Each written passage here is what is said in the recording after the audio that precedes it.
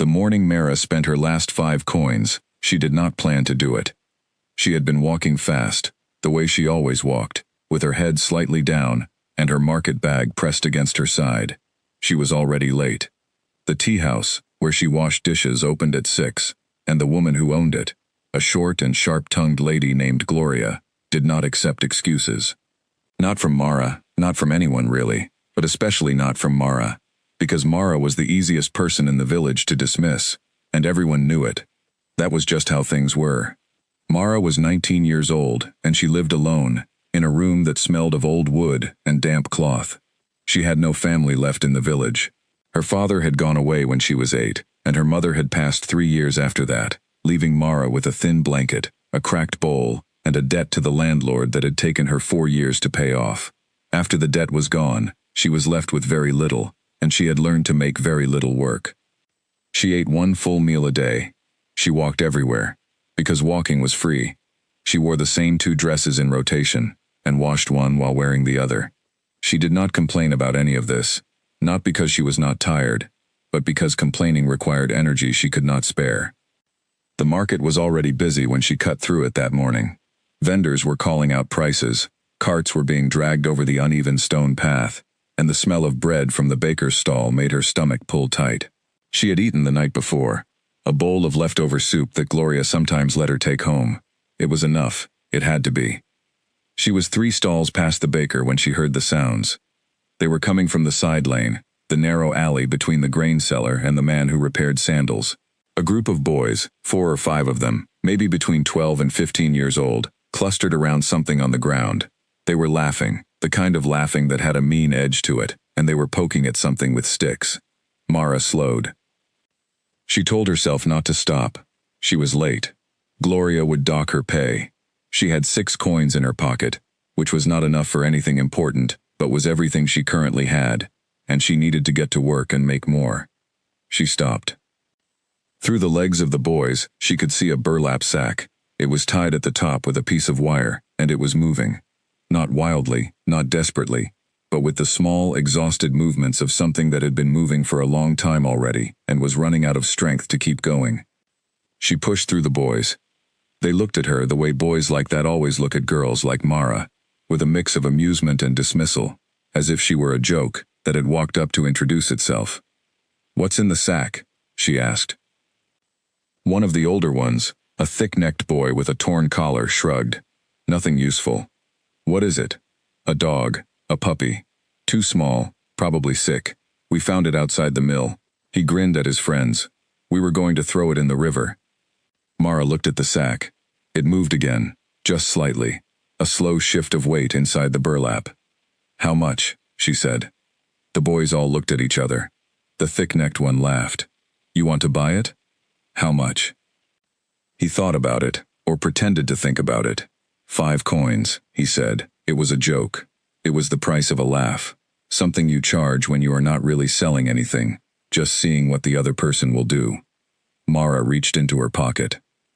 She had 6 coins. She counted out 5 and held them in her flat palm toward the boy.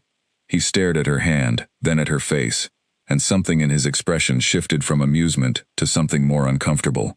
He had not expected her to actually do it. He took the coins. She picked up the sack. It was lighter than she expected, and warmer.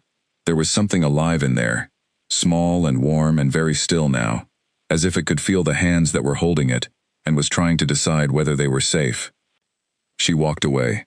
Behind her, she could hear the boys talking, and she heard the word she had heard her whole life, the word that got attached to her in every group, in every conversation she was not part of.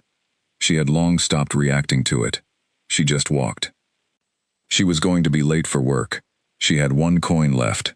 She was carrying a sick puppy in a burlap sack through the morning market. She did not know why she had done it. She would think about that later, in the quiet of her room. For now, she just walked. Gloria was standing in the doorway of the tea house when Mara arrived, arms folded, eyes flat.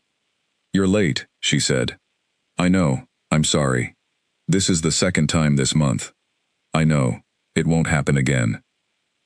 Gloria looked at the sack in Mara's hands. Her eyes narrowed. "What is that?" "Nothing. A bag. It's moving. Mara said nothing. Gloria stared at her for a long moment. Leave it outside. You are not bringing whatever is in that bag into my kitchen. Mara set the bag gently against the wall beside the door, in the narrow shadow where it would stay out of the sun. She went inside and washed dishes for 4 hours without stopping. During those 4 hours, she thought about what she had done. She had spent 5 of her 6 coins. She had 1 coin left. She now had a dog, or what might be a dog, which might also be dead by the time she got back to it, and even if it was not dead, it was probably sick, and sick animals needed medicine, and medicine cost money, and she did not have money. She had done something very stupid. She scrubbed a pot harder than it needed to be scrubbed. When her shift ended, Gloria paid her without looking at her. Mara took the coins, counted them, put them in her pocket, and went back outside to get the bag. It was still there, and when she picked it up, it moved again, that small, tired shift of weight. She carried it home. Her room was on the 2nd floor of an old building that leaned slightly to the left, as if it were tired of standing straight. The stairs creaked under her feet. Her door had a latch but no lock. Inside, there was a bed, a small table, a chair with a wobbly leg, and a window that stuck when it rained, which was often. She set the bag on the floor and knelt in front of it. She could hear breathing inside, fast, shallow, but breathing. She took the wire off carefully, and then she opened the top of the sack and looked inside. He looked back at her. He was small, much smaller than she expected from even the size of the sack. He was maybe 6 or 7 weeks old, she guessed, though she did not actually know very much about dogs. His fur was dark, almost black, with a patch of brown on his chest. One ear was torn at the tip, a small but ugly wound that had dried but not healed. His eyes were still carrying that early puppy cloudiness, pale and uncertain, and he was looking at her with an expression that was equal parts fear and something that might have been curiosity, if he had the energy for curiosity, which he barely seemed to. He did not wag his tail. He did not make a sound. He just looked at her. "Hello," she said. He blinked. She reached in slowly. He snapped at her hand, not hard enough to break skin, but fast, a warning. She pulled back, gave him a moment, and then tried again, slower this time, letting him smell her hand before she touched him. He sniffed. He snapped again, but less certainly. On the 3rd try, she managed to get her hand under him and lift him out of the sack. He was shaking. She did not know if it was fear or fever or cold, possibly all 3. She set him on the floor, and he stood there for a moment, unsteady on his legs, and then he walked under the edge of her blanket, which had fallen from the bed to the floor, and he pushed himself as far under it as he could go. She could see just the tip of his nose sticking out. She sat on the floor beside the blanket and thought. She could not keep a dog. Her landlord, a man named Owen who lived on the ground floor, had no specific rule against animals, because he had never needed one, since no one who rented from him had ever tried to keep one. But she suspected he would object. She suspected strongly. She also could not feed a dog.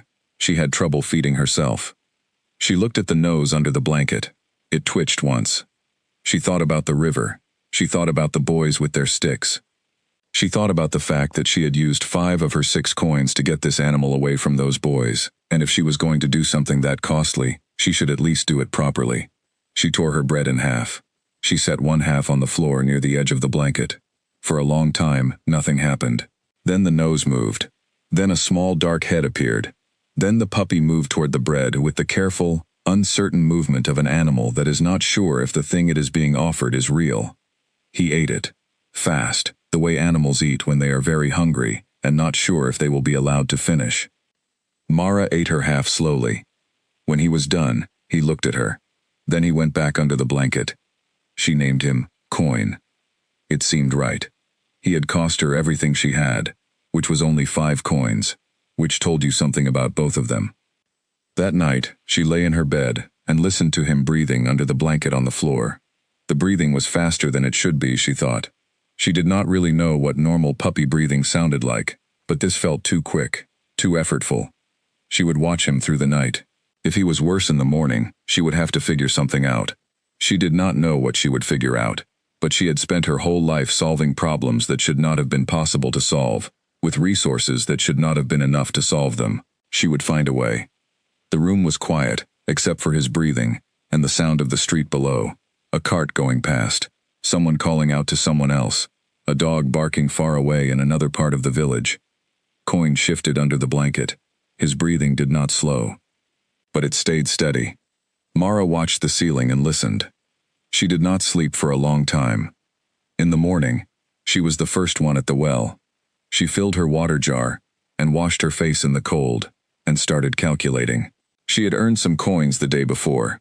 If she went back to the tea house and then also did 2 hours of water carrying at the west end of the market, where the vegetable traders needed help hauling their supply crates from the road, she could have enough by evening for one more day. But one more day was not enough. The dog was sick. She could see it now in the daylight, clearly. His eyes were red at the edges. He was not eating well. He was shaking, even when the room was warm. She had seen enough sick things in her life to know what sick looked like. She needed a vet. The only vet in the village was a woman named Dr. Hana, who worked out of a small building near the east gate of the market. Mara had passed it hundreds of times and never had any reason to go in. She had no animals. She was not the kind of person who had animals. She went in anyway. The waiting area was small and clean and smelled of medicine and something like cedar. There were 2 other people waiting, a woman with a cat in a wicker basket and an old man with a bird in a cage. They both glanced at Mara when she came in, at the burlap sack she was carrying again because she had no other way to transport him. The front desk was managed by a young man named Peter, who looked at her with the practiced patience of someone who dealt with worried people all day. "What's the situation?" he asked. "A puppy. He's sick. I don't know what's wrong with him." "How old?" "I think 6 weeks, maybe 7. Peter wrote something down. "We can get you in this morning. It'll be a consultation fee plus whatever treatment the doctor recommends." Mara asked him how much the consultation fee was. He told her. She had exactly that amount in her pocket. She said nothing about the treatment costs. She would deal with those when she got there.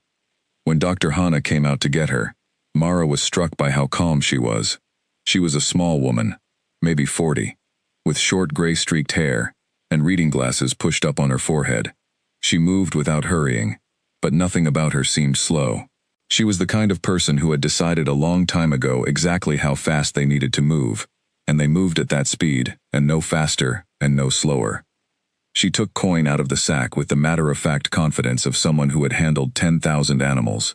Coin snapped at her too, and she did not react to it at all, just held him firmly and looked at him under the light. She said, "Distemper, early stage." Mara looked at her. "Is that treatable?" "It can be. It depends on how far along he is and how strong he is. He's young, which is both a problem and an advantage. Young animals get sick faster, but sometimes they recover faster too." She looked at Mara over her glasses. "It won't be cheap." Mara asked how much. Dr. Hana told her. The number was more than Mara earned in 3 days of work. She stood very still. She thought about the 5 coins. She thought about the sack, and the river, and the boys with their sticks. "I'll pay it," she said. Dr. Hana looked at her for a moment, not unkindly, just studying her. Then she looked back at the puppy. "Bring him in the day after tomorrow. I'll start the first round of treatment then. You'll need to bring him back twice more after that." Mara nodded. She paid the consultation fee. She went back out into the morning light. She stood outside the clinic for a moment with Coin in the sack against her chest, and the weight of 3 days' worth of money that she was going to have to earn twice as fast as usual pressing down on her shoulders. Then she squared those shoulders and started walking. She worked late that night, very late. She washed dishes until Gloria told her to go home, and then she went to the other side of the market and helped the night bakers carry flour sacks from the delivery cart, which paid her a small amount per hour and did not require conversation. By midnight she was so tired her hands were shaking, but she had more coins than she had started the day with. Not enough. Not yet. But more. She walked home in the dark. The village was quiet at this hour. Just the sound of her own footsteps on the stone, and the occasional bark of a dog somewhere behind a fence. She thought about that, about how every dog she heard at night was behind a fence, belonged to someone, had a place. She had given Coin a place, even if the place was a narrow room with a leaky window. He was waiting for her when she got home. He was under the blanket still, but his nose was at the edge of it, pointing toward the door. which meant he had heard her on the stairs. She knelt down and set her hand near the blanket. He sniffed it once. He did not snap. "Good," she said quietly. "We're getting somewhere." She changed out of her work clothes. She ate a small piece of bread. She lay down on her bed, and within 2 minutes she was asleep, because she had been awake since before dawn and had not stopped moving since. The last thing she heard before sleep took her was Coin's breathing, still a little too fast, but present, steady, here. In her room, in her life. She did not know what she had started. She did not know that this particular morning, this particular burlap sack, this particular set of 5 coins, was the moment that everything would begin to turn. She just knew she was tired, and that the puppy in her room was still breathing, and that she had work again tomorrow. She slept. The second week was harder than the first. Mara had expected things to be difficult. She was not a person who expected ease. But there was a particular kind of exhaustion that came from trying to keep 2 lives going at once, her own and another creature's, especially when both of those lives were operating on margins that did not allow for error. Coin was sick. She had known this from the beginning, but the knowing and the living with it were different things. He slept most of the day in a tight circle under her blanket, breathing too fast, eating very little, lifting his head when she came home, and then putting it back down again. He was not improving, but he was also not getting worse, which Dr. Hannah, when Mara brought him in for his first treatment, said was actually a reasonable outcome for this stage. His immune system is fighting, Dr. Hannah told her. She was gentle with him in a way that was not soft, more like precision, the way a skilled carpenter is gentle, with a piece of difficult wood. Some of them don't. The fact that he is, means he has something in him that wants to survive. How long will the treatment take? 3 sessions over the next 2 weeks. After that, we watch. If he responds well, he has a real chance. Mara paid for the first treatment. It used more than 2 days of earnings. She did not let her face change when she counted the coins out. She left the clinic and went directly to the market, where she had arranged to spend the afternoon helping a vegetable trader named Glenn move his inventory from the back storage area to the stalls at the front. Glenn was a heavy-set man who talked constantly and expected nothing in the way of conversation back, which suited Mara perfectly. She moved crates, and he talked about his brother-in-law's business troubles, and she nodded occasionally and earned her afternoon's wage. By evening, she was at the tea house. Gloria watched her arrive with that particular look she had, the measuring look, as if she were trying to calculate how much use Mara was to her on any given day. "You look tired," Gloria said. "I'm fine. You look like you haven't slept properly in a week." "I've slept." Gloria made a sound that was not quite agreement. "The back sink is backed up again. Fix it before you start on the dishes." Mara fixed it. Then she started on the dishes. She worked until the kitchen was clean, and the last customer had gone. She took the bowl of leftover soup that Gloria sometimes offered, and she put it in the covered pot she carried for that purpose, and she walked home. When she got home, Coin was at the edge of the blanket. His nose tracked her across the room. She set the pot on the table and sat on the floor near him, and let him smell her hands. He sniffed for a longer time than usual, as if building a more complete picture of where she had been and what she had touched. She poured some of the soup into his bowl, a small clay bowl she had found at the market for a single coin, because it was chipped on one side, and set it in front of him. He ate it, not quickly this time, not the frantic gulping of those first days. More slowly, more deliberately. She watched him eat and felt something in her chest loosen slightly. The problem was the money. She had run the numbers in her head every day. She knew how much the remaining treatments would cost. She knew how much she earned in a week, at her best, which was a week where Gloria gave her full hours, and Glenn needed help, and the night bakers had a delivery. She knew that even at her best, the money coming in was not quite matching the money going out. She had no savings to fall back on. There was nothing extra to cut. She had already been living at the edge of what was possible, and now she needed more room on that edge than there was. She lay awake that night and thought about it. She thought about it the way she always thought about problems.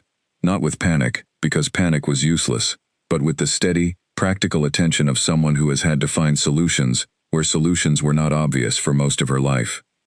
The next morning, before the tea house, she went to the south end of the market, where she knew a woman named Bess, who sold water in the colder months. Bess was tough and practical and had no patience for stories. which Mara appreciated. She asked Bess if she needed help carrying the water jars in the early mornings, before the market opened. Bess looked at her. That's the worst hours. Nobody wants those hours. I know. That's why I'm asking. Bess gave her the hours. So Mara's days became this. Up before the sun to carry water jars with Bess, then to the tea house for Gloria, then afternoon work at Glenn's stall or wherever else she could find an hour, then home to check on Coin, then back out if there was night work to be done. She lost weight. She noticed it one morning, when she pulled her dress on, and it hung differently than it usually did. She added an extra strip of cloth to her meals, bread soaked in water with a little salt, which cost almost nothing, and filled space. The neighbors noticed, not kindly. The woman in the room next to hers, a middle-aged woman named Dottie, who worked at the fabric stall and had strong opinions about everything, knocked on Mara's wall one evening. "There's a smell," Dottie said, when Mara opened the door. Mara looked at her. "I clean every other day." "There's still a smell, like an animal." "I'll clean more often." "Is there an animal in there?" Mara said nothing. Dottie's expression shifted from complaint to something sharper. "Owen doesn't allow animals, you know that." "He hasn't said that to me." "He will, when he finds out." She leaned slightly to see past Mara into the room. Coin was under the blanket. The blanket was not moving. "You need to get rid of whatever you have in there. It isn't fair to the rest of us." Mara said, "Thank you for letting me know," and closed the door. She stood in the middle of her room and breathed. She looked at the blanket. Coin's nose was at the edge, as usual, pointing at her. "We're going to have to be more careful," she told him quietly. He blinked. She started cleaning twice a day after that. She bought a small bag of baking powder, which was cheap, and used it to keep the smell down. She stopped bringing the soup pot home because the smell of food carried, and instead she bought plain bread and soaked it in water at the table, which had no smell that traveled. Owen did not come upstairs. Not yet. The second treatment was at the end of the second week. Mara brought Coin in the early morning, before her water-carrying shift with Bess. Dr. Hanna examined him carefully, and her expression, which was always neutral in the way that experienced medical people learn to keep their expressions neutral, shifted just slightly. "His temperature is lower," she said. "Is that good?" "The fever was one of our concerns. Yes, it's good." She set Coin on the examination table and pressed gently along his sides. He did not snap at her this time. He sat still, with the tense patience of an animal that has decided this person, specifically, is not a threat. "He's eating?" "Yes. Better than before." "Sleeping?" "A lot. But I think it's changing. He's awake more when I come home." Dr. Hanna looked at Mara. "You've been consistent with him. That matters. These animals need routine when they're ill. Stress makes it worse. The fact that he's in a stable environment helps." Mara thought about her room, the leaking window, the wobbly chair, the neighbor who wanted her to get rid of him. "Stable," she said. "Relatively speaking, he knows you. He's comfortable with you. That counts for a lot." She paid for the second treatment. She walked out of the clinic and went directly to Bess's water station. It was during that second week that something small changed in the way Coin was with her. It was not dramatic. He did not do anything she could point to and say, "This is when it happened." But she began to notice, coming home at night, that he was at the door more often than he was under the blanket. The first few times she thought it was coincidence, that he had gotten up for water and happened to be near the door when she arrived. But it kept happening. Night after night, she would climb the stairs and push open the door, and he would be there, sitting just inside it. He never came running at her. He never jumped up.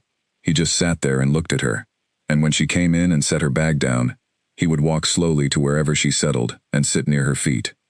The first time he actually put his head on her foot, she sat very still and did not move for a long time. It was not something she had expected to matter so much. She had grown up in a village where she had always been slightly outside of things, not through any particular cruelty, just through the persistent smallness of her life, the fact that she had no money, no family connections, no beauty that made people want to be seen with her. She was the girl people did not quite notice. The one who was always at the back of any group, always quietly doing more than her share and receiving less. She had learned not to need much from other people, because needing things from people who were not inclined to give them was a recipe for a specific kind of pain she had experienced enough of. But Coin was not people. Coin, apparently, had decided she was his person. He had decided this on his own, without being asked, without being bribed beyond the bread she had given him that first night. He had looked at her with those uncertain puppy eyes, and made some calculation she could not see, and the calculation had come out in her favor. She found this unexpectedly moving. She did not tell anyone. She would not have known how to explain it. She just cleaned his bowl more carefully, and changed the water twice a day instead of once, and at night, when she was too tired to do anything but lie on her bed, she would put one hand down over the side of the mattress, and he would come and press his head against it, and that was enough. The third week brought a new problem. Owen found out.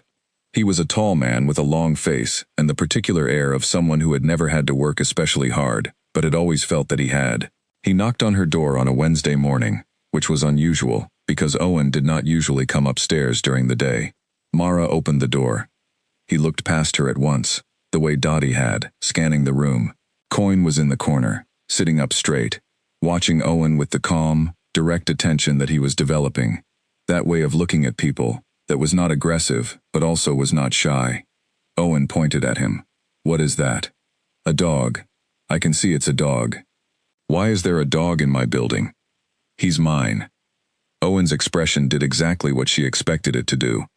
"I don't allow animals in my building." "You've never said that." "It's understood." "I didn't understand it." "If it wasn't said, I didn't know it." They looked at each other.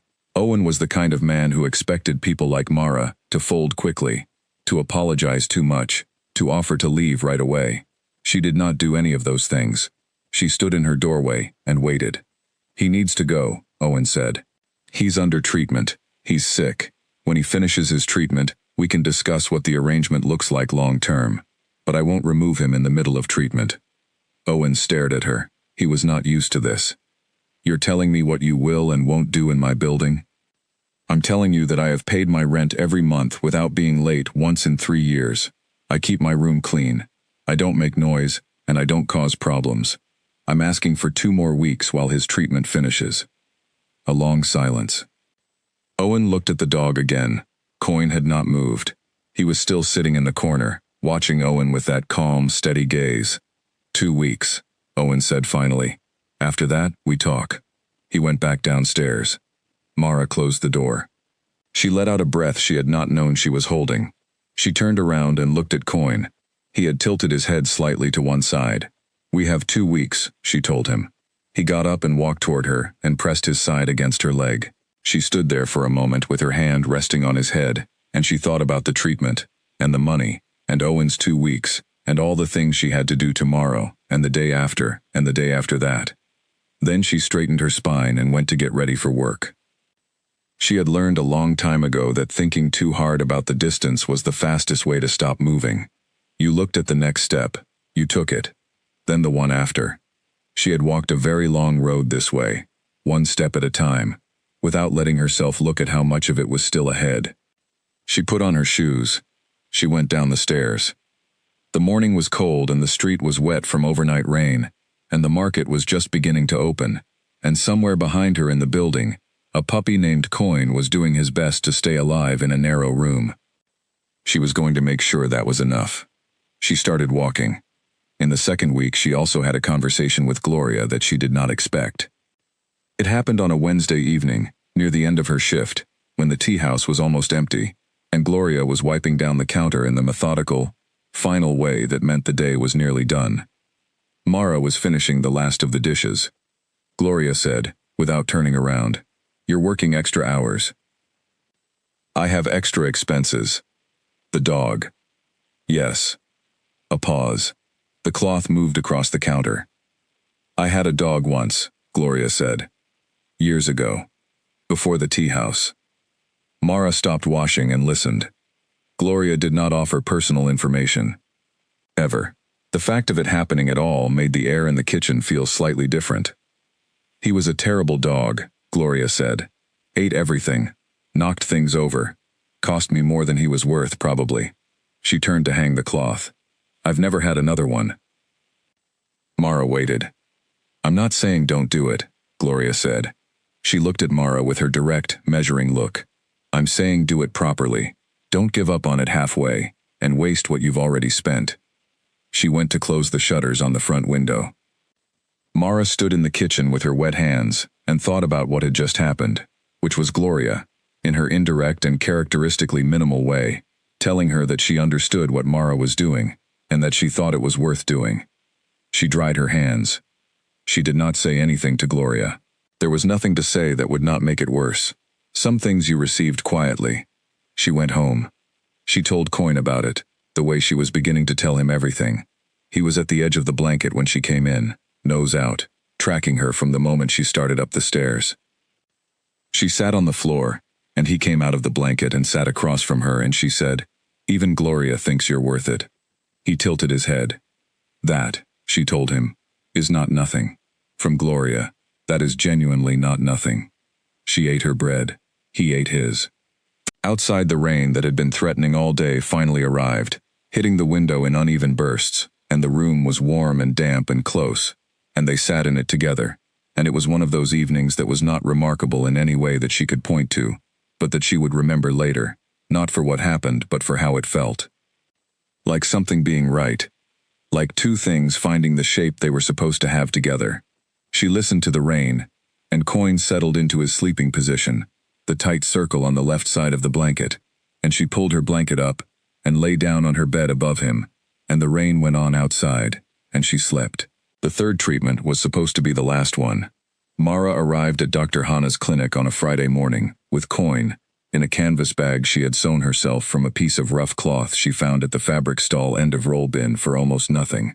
The bag was not pretty, but it was solid, and Coin had accepted it after a day of investigation, and now he rode in it with his chin resting on the edge, watching everything they passed with a calm that seemed, somehow, too old for a dog his age. He was bigger. She noticed it every few days, a shift that crept up on you. When she had first brought him home, she could hold him in both hands. Now he was too wide for that. He was still not large, still obviously a young animal, but something about him was rearranging itself, filling out, becoming more definitively itself. Dr. Hana examined him and was quiet for a moment in the way she was quiet when she was processing something. Then she said, "There's a complication." Mara felt her stomach tighten. "What kind?" "His recovery is going well. Better than I expected, honestly. His temperature is normal, his energy is improving. But there's a secondary infection in his ear. That torn ear on the left side. It wasn't healing the way I'd hoped." Mara looked at the ear. She had been cleaning it herself, gently, with a cloth dampened with the solution Dr. Hana had given her. She had thought it was looking better. "What does that mean?" she asked. "It means another round of treatment. Not for the distemper, that's clearing, but for the ear. It could develop into something more serious if we leave it." She asked how much. The number was not as large as the distemper treatment had been, but it was still more than she had. She looked at Dr. Hana. "Can I pay in 2 parts? Half now, half at the end of next week?" Dr. Hana looked at her for a moment, not with pity. More with the look of a person who is running a quick and private calculation. "The medication for the ear is something you can administer yourself at home. I'll show you how. That saves the treatment visit fee. You'd only pay for the medicine." The medicine was significantly less. Mara had that. "All right," she said. Dr. Hana showed her exactly what to do, and then she showed her again, and then she watched Mara do it herself on Coin, who held his head very still, in that concentrated, deliberate way he had been developing, the way he seemed to approach things that were not comfortable, but that he had decided to tolerate. "You're good with him," Dr. Hana said, as Mara secured the wrap around his ear. "He holds still. Not for everyone. He held still for you." Mara did not say anything to this. She paid for the medicine, gathered Coin back into the canvas bag, and walked out into the morning. She was nearly to the end of the street when she heard footsteps behind her, and turned to find Dr. Hana standing at the edge of her doorstep. "His name," Dr. Hana called. "You never put it on the intake form." "Coin," Mara said. Dr. Hana looked at her for a moment. Then she went back inside. The next days were grinding. Mara was doing 4 jobs. The water carrying with Bess in the mornings, the tea house with Gloria, the afternoon stall work wherever she could find it, and now a new one she had found at the end of the week.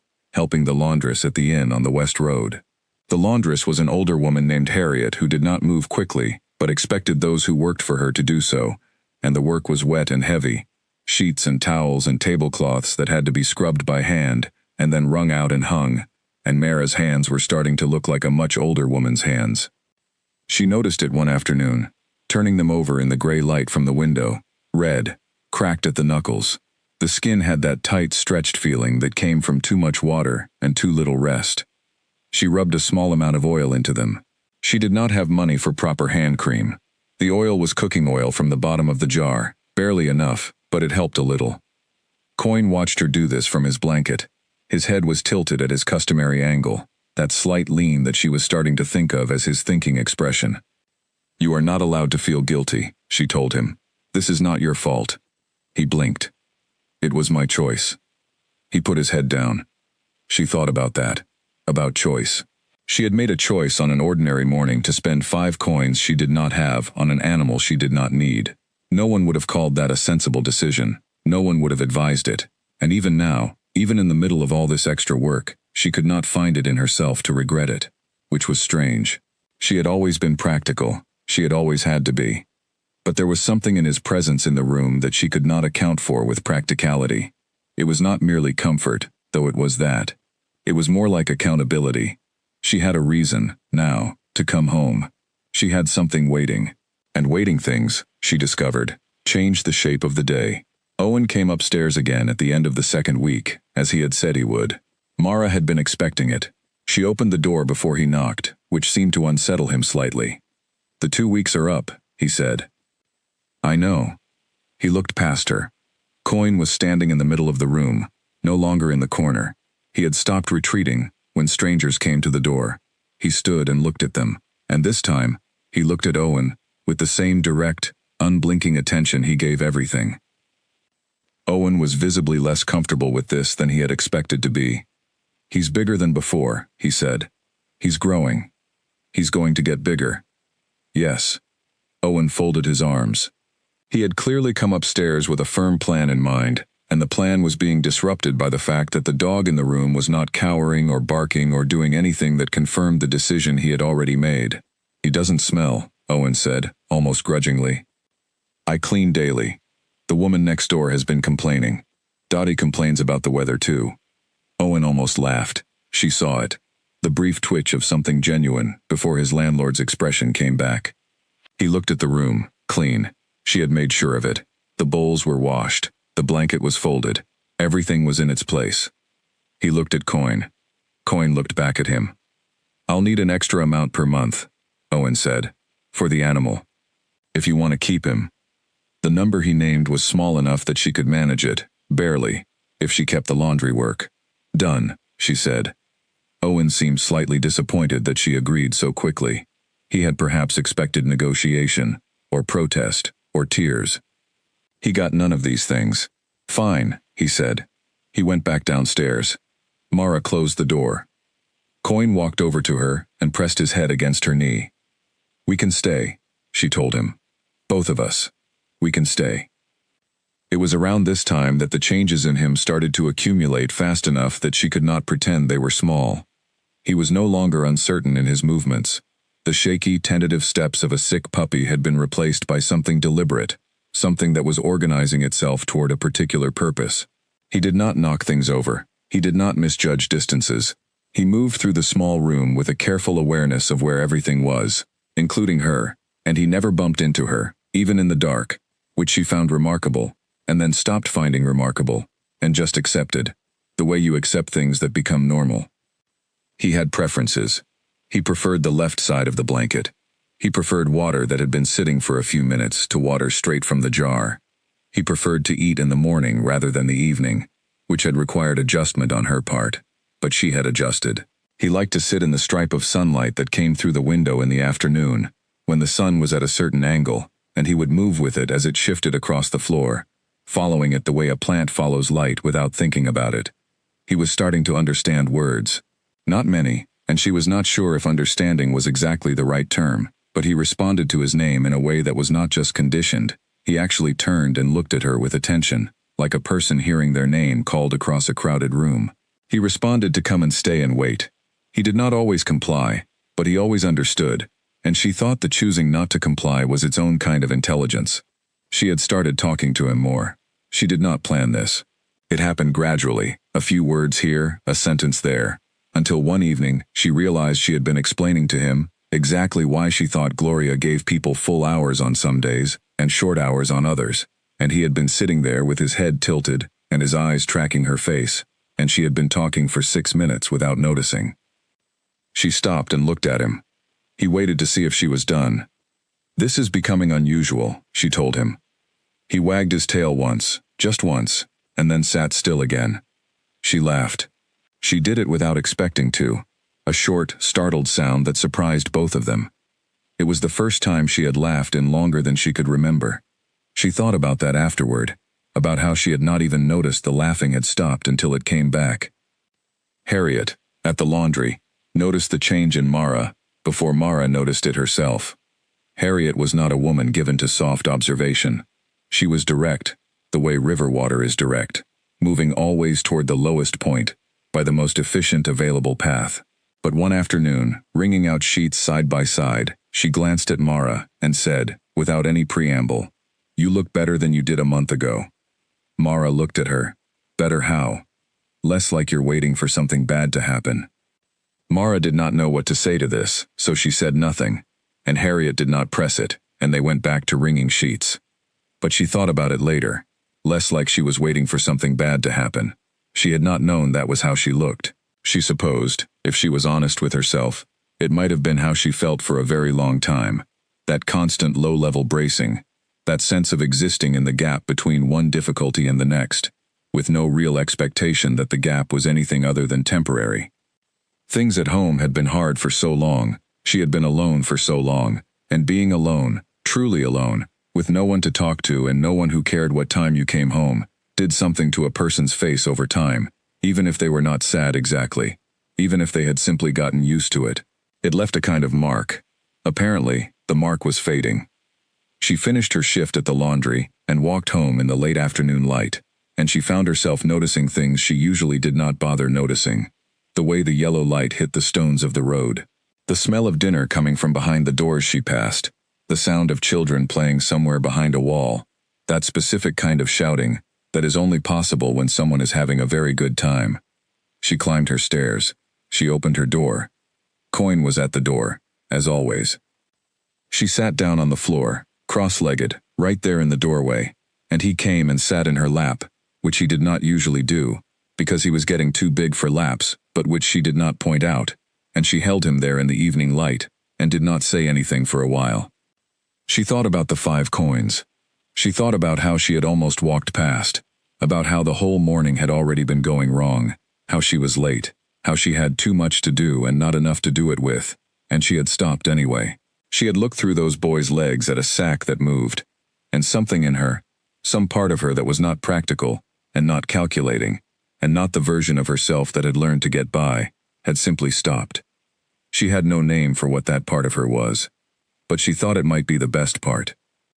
She stayed on the floor until the light was gone and the room was dark, and Coin fell asleep in her lap, too heavy by now to comfortably hold, but she held him anyway, and the street outside was quiet, and for a while, there was nothing pressing on her, nothing urgent, nowhere she had to be. She sat in the quiet and let herself feel it. The 3rd week of treatment ended. Coin's ear was healing. The vet had confirmed it. The distemper was gone, properly gone, not just quieted. He was healthy. He was going to be fine. She walked home from the clinic the evening of that confirmation, and she thought, he made it. And then, almost at the same moment, so did I. She bought herself a small bread roll from the baker's stall on the way home, the kind with a little sweetness in it, which she almost never bought because it was not as practical as the plain kind. She ate it on the walk home, in the evening air, and it tasted very good. Some small things do. She had also started doing something different in the evenings. She had always, since she was young, spent the hours after work in a state of provisional rest, the kind of rest that is really just preparation for the next working period, where the body sits still, but the mind is already calculating the morning. She had not known how to be still in a way that was actually still, because stillness that did not lead anywhere had always felt like waste. Coin changed this. He did not do anything specific. He simply was present in the room in a way that required her to be present too, not performing presence, but actually occupying the moment rather than the next one. When she tried to plan in her head while sitting with him, he would put his head up and look at her, as if he could tell she had left the room even though her body was still in it. She had laughed about this the first time she noticed it, and then stopped laughing because it was too accurate. She began spending 20 minutes, some evenings, doing nothing, not reading, not planning, just sitting with him in the room while the light faded and the street sounds changed from afternoon to evening. It felt, at first, extremely strange. It felt like she was doing something wrong, like time was passing, that she had not paid for, and would need to account for later. She waited for the guilt, and it arrived, and she sat with it, and after a while it faded, because she was still there, and nothing had gone wrong, and she was still herself, just resting. Harriet noticed this too. 2 weeks after the conversation about looking less like she was waiting for something bad to happen, she handed Mara a cup of tea at the end of a shift, and said, in the same tone she used to say everything, "You should rest more. Not sleep. Rest." Mara had not known these were different things. "What is the difference?" she asked. Harriet considered. "Sleep is something the body needs. Rest is something the mind needs. Most people only do one." Mara thought about the 20 minutes with Coin in the evenings. "I think I've started," she said. Harriet looked at her. "Good," she said. That was all. It was enough. The first morning that Mara understood something was changing between herself and Coin, she was still half asleep. She had been dreaming about something ordinary, the well in the morning, the sound of water, and she had surfaced from it slowly, the way you sometimes do when sleep has been deep and real. The room was still gray. The sun had not yet cleared the building across the alley. She turned over, and Coin, who had been asleep on the floor at the foot of the bed, lifted his head at exactly the same moment, not because she made a sound, not because she moved the blanket. He had simply known, in some way she could not explain, that she was awake. They looked at each other in the gray morning light. "You knew," she said. He stood up, stretched, and walked to the door. She had been watching him learn things. It had been gradual at first, small shifts in behavior she chalked up to puppies developing. But now, at just past 3 months old, the rate of his learning was accelerating in a way that was harder to dismiss. He learned her moods before she announced them. When she came home heavy with the particular fatigue of a day that had gone wrong in multiple small ways, he was at her feet before she sat down, not excited, not demanding, just present and still. When she came home with the lighter step of an evening that had ended well, a good tip from Gloria's customer, an afternoon that had finished early, he was alert and had more energy in his greeting. He calibrated to her without instruction. He had also begun doing something she had no name for. In the mornings, after she dressed and before she left, he would sit at the center of the room and watch her prepare with a focused attention that was nothing like the distracted, investigative watching of a young dog. It was concentrated and still, and when she was ready and put her bag over her shoulder, he would walk to the door and sit beside it, and he would look up at her face with an expression she could only describe as saying, "I know where you are going. I know you will come back. I will be here." He had never been trained to do this. She had trained him nothing. She had simply fed him and treated him and talked to him. Dottie knocked on the wall less often. Owen came upstairs only to collect the rent and exchanged 3 words with Mara on those occasions. Gloria at the tea house had not said anything about the dog since the first morning, but the mornings when Mara arrived early and clearly well rested, which were now more mornings than not, she seemed to dock points against her, more reluctantly than she used to. The village, in general, had not altered its assessment of Mara. This is an important thing to understand. She was still the Omega girl. She was still the one who swept the stalls and carried the water and washed the dishes. She was still the one who lived alone in a narrow room on the 2nd floor of the leaning building. The 5 coins she had spent had not transformed her circumstances. She was not rich. She was not connected. She did not suddenly have family or history or standing. But she walked differently. She did not know this yet. She would learn it later, from others. the way you always learn the things about yourself that have no mirror. For now, she just walked through the market with her bag over her shoulder and did her work and came home. But something in the angle of her head had shifted, something in the pace of her step, as if she had made some internal adjustment, some recalibration of how much space in the world she was allowed to take up. She was not aware of it, but others began to be. Glenn, the vegetable trader, who had never been rude to her, but also had never been especially warm, started greeting her by name in the mornings, instead of just gesturing toward the crates. A small thing. Mara noted it and put it in the back of her mind and kept working. Bess, at the water station, told her one morning, completely without context, that she was a reliable girl, and that reliable was rarer than people seemed to think. Mara thanked her and kept carrying jars. One of the bread bakers, a man named Harold who had worked the night shift for 20 years, and whose face had the permanent soft blankness of someone who had made peace with seeing mostly darkness, started setting a small extra roll near the edge of the payment counter on the mornings Mara came in to help. He did not say anything about it. She did not say anything about it either. She took it and ate it on the walk home, and thought about how kindness sometimes arrived very quietly and without announcement, almost as if it were embarrassed to be seen. The change in coin, meanwhile, was not quiet at all. It was not loud either, not showy or dramatic, but it was unmistakable to anyone who was paying attention. He was almost 4 months old now, and he was becoming something. She had thought of him as a medium dog, whatever that meant, some average combination of street dog ancestry that produced nothing particular. She was wrong. He was not going to be a medium dog. He was going to be a large dog.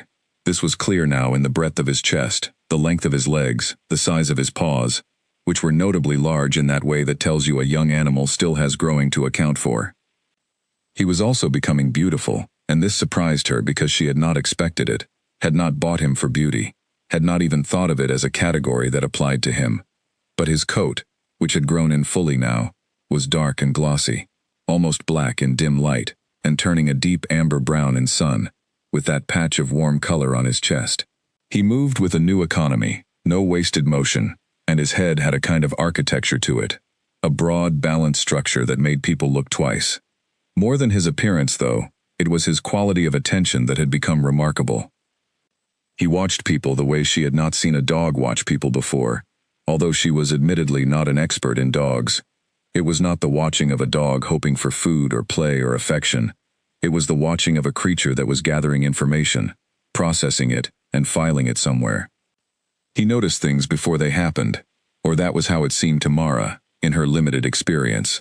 One evening in her room, she was reaching for the water jar on the table, and her hand misjudged the distance in the low light, and she started to knock it off the edge. Coin was on his feet and at the table before she had registered that it was falling, and he pressed his body against the table leg, just firmly enough that the jar steadied instead of dropping. She stared at him. He walked back to his blanket and lay down. She did not know if he had actually understood what was about to happen, or if it had been coincidence, or if there was some other explanation she was missing. But she had seen it with her own eyes, and she sat with it for a while. She started watching him more carefully after that. She started watching the way he interacted with the world, as if she were trying to learn a language she had not known existed. He sorted. That was the best word she could find. He sorted information continuously, separating out what mattered from what did not, and he acted only on what mattered. He did not respond to every sound from the street below, only to certain ones. He did not react to every person who passed the window, only to some of them, and she could never quite identify the principle by which he selected, which bothered the practical part of her mind and intrigued the other part. He had opinions. He liked Harold the baker, who always smelled of flour and sleep and warmth. He was neutral on Glenn, who smelled of vegetables and honest sweat. He did not like the man who fixed sandals 2 stalls from Glenn, though this man had never interacted with Coin in any way, had not even seen him, and Mara could not explain what the dog had perceived that had produced this assessment. She started trusting the assessments. One Sunday she took him with her to the market for the first time. She was not sure what she expected. She had been keeping him close to home because he was recovering, and because she did not want trouble with strangers. But he was well now, fully well, and he had been to the market for his vet visits and done fine, and she thought it was time. She put on his collar, the blue one that was starting to look slightly small, though she had not found the money yet for a new one, and they went. He was extraordinary. She would think about that word later. Extraordinary. She did not use it lightly. It was not part of her usual vocabulary. She was not a person given to overstatement.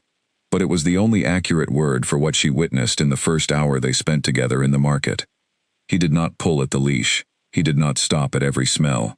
He moved at her pace, beside her, with the kind of thoughtful attention to her stride that you would expect from a person walking with someone they were accompanying, rather than a dog on a leash. When she stopped, he stopped. When she turned, he turned. Not after her, simultaneously. People noticed. Not in the dismissive, idle way people noticed Mara usually, as if noticing something in their peripheral vision, and then looking away again. They actually stopped and looked. A woman shopping for onions paused mid-transaction to watch him pass. Two small children at the edge of the path crouched down and held out their hands, and Coyne went to them and let them touch him with a patient steadiness that their own family's dogs apparently did not have, because their mother said, in genuine surprise, "He's so gentle." "He is," Mara said. "What breed is he?" She did not know. She said this honestly, which seemed to puzzle the woman, who seemed to feel that a dog this impressive should have a specific lineage attached to it. Glenn saw them from his stall and came out into the path. "Is this the dog everyone's been talking about?" he said. Mara looked at him. "I didn't know anyone had been talking about him. Peter at the vet clinic mentioned him. Said you'd brought in an unusual puppy. I didn't realize this was him." Glenn crouched down and offered his hand to Coyne, who smelled it, and then allowed Glenn to scratch behind his good ear. "He's something," Glenn said. "He's something," Mara agreed. She did not entirely know what to do with any of this. The attention, the comments, the fact that people who had never addressed her were now walking toward her in the market to see her dog. She handled it the way she handled most things, with steady, quiet courtesy, answering questions without elaboration, letting Coyne be himself without performing him.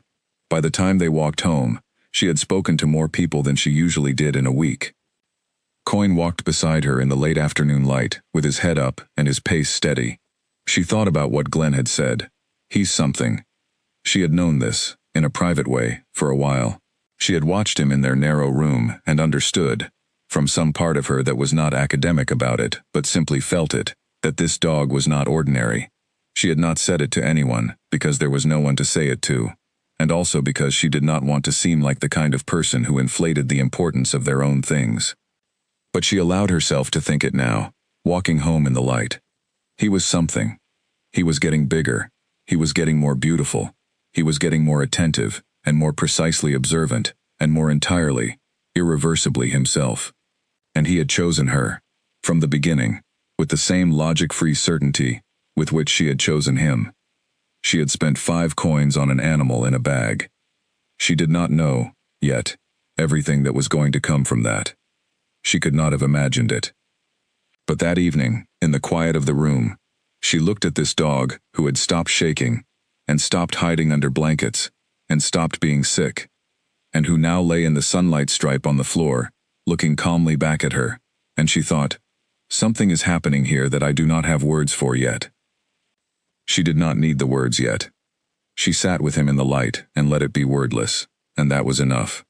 She began to notice the way people responded to Coyne in the market specifically, which was different from how they responded to dogs in general. Most dogs in the market were tolerated, some were liked. They were elements of the landscape, like the carts and the awnings and the vendors, something you registered and then moved past. But people did not move past Coyne. They stopped. Not because he performed anything, not because he did anything to attract attention. They stopped because of what he was when he was simply standing. She tried to analyze this, the way she analyzed everything she did not immediately understand, from the outside, looking for the observable elements. She thought it might be his size, which was now considerable. She thought it might be his coat, which had grown in with an unusual quality, dense and gleaming, that caught the light. She thought it might be some combination of both.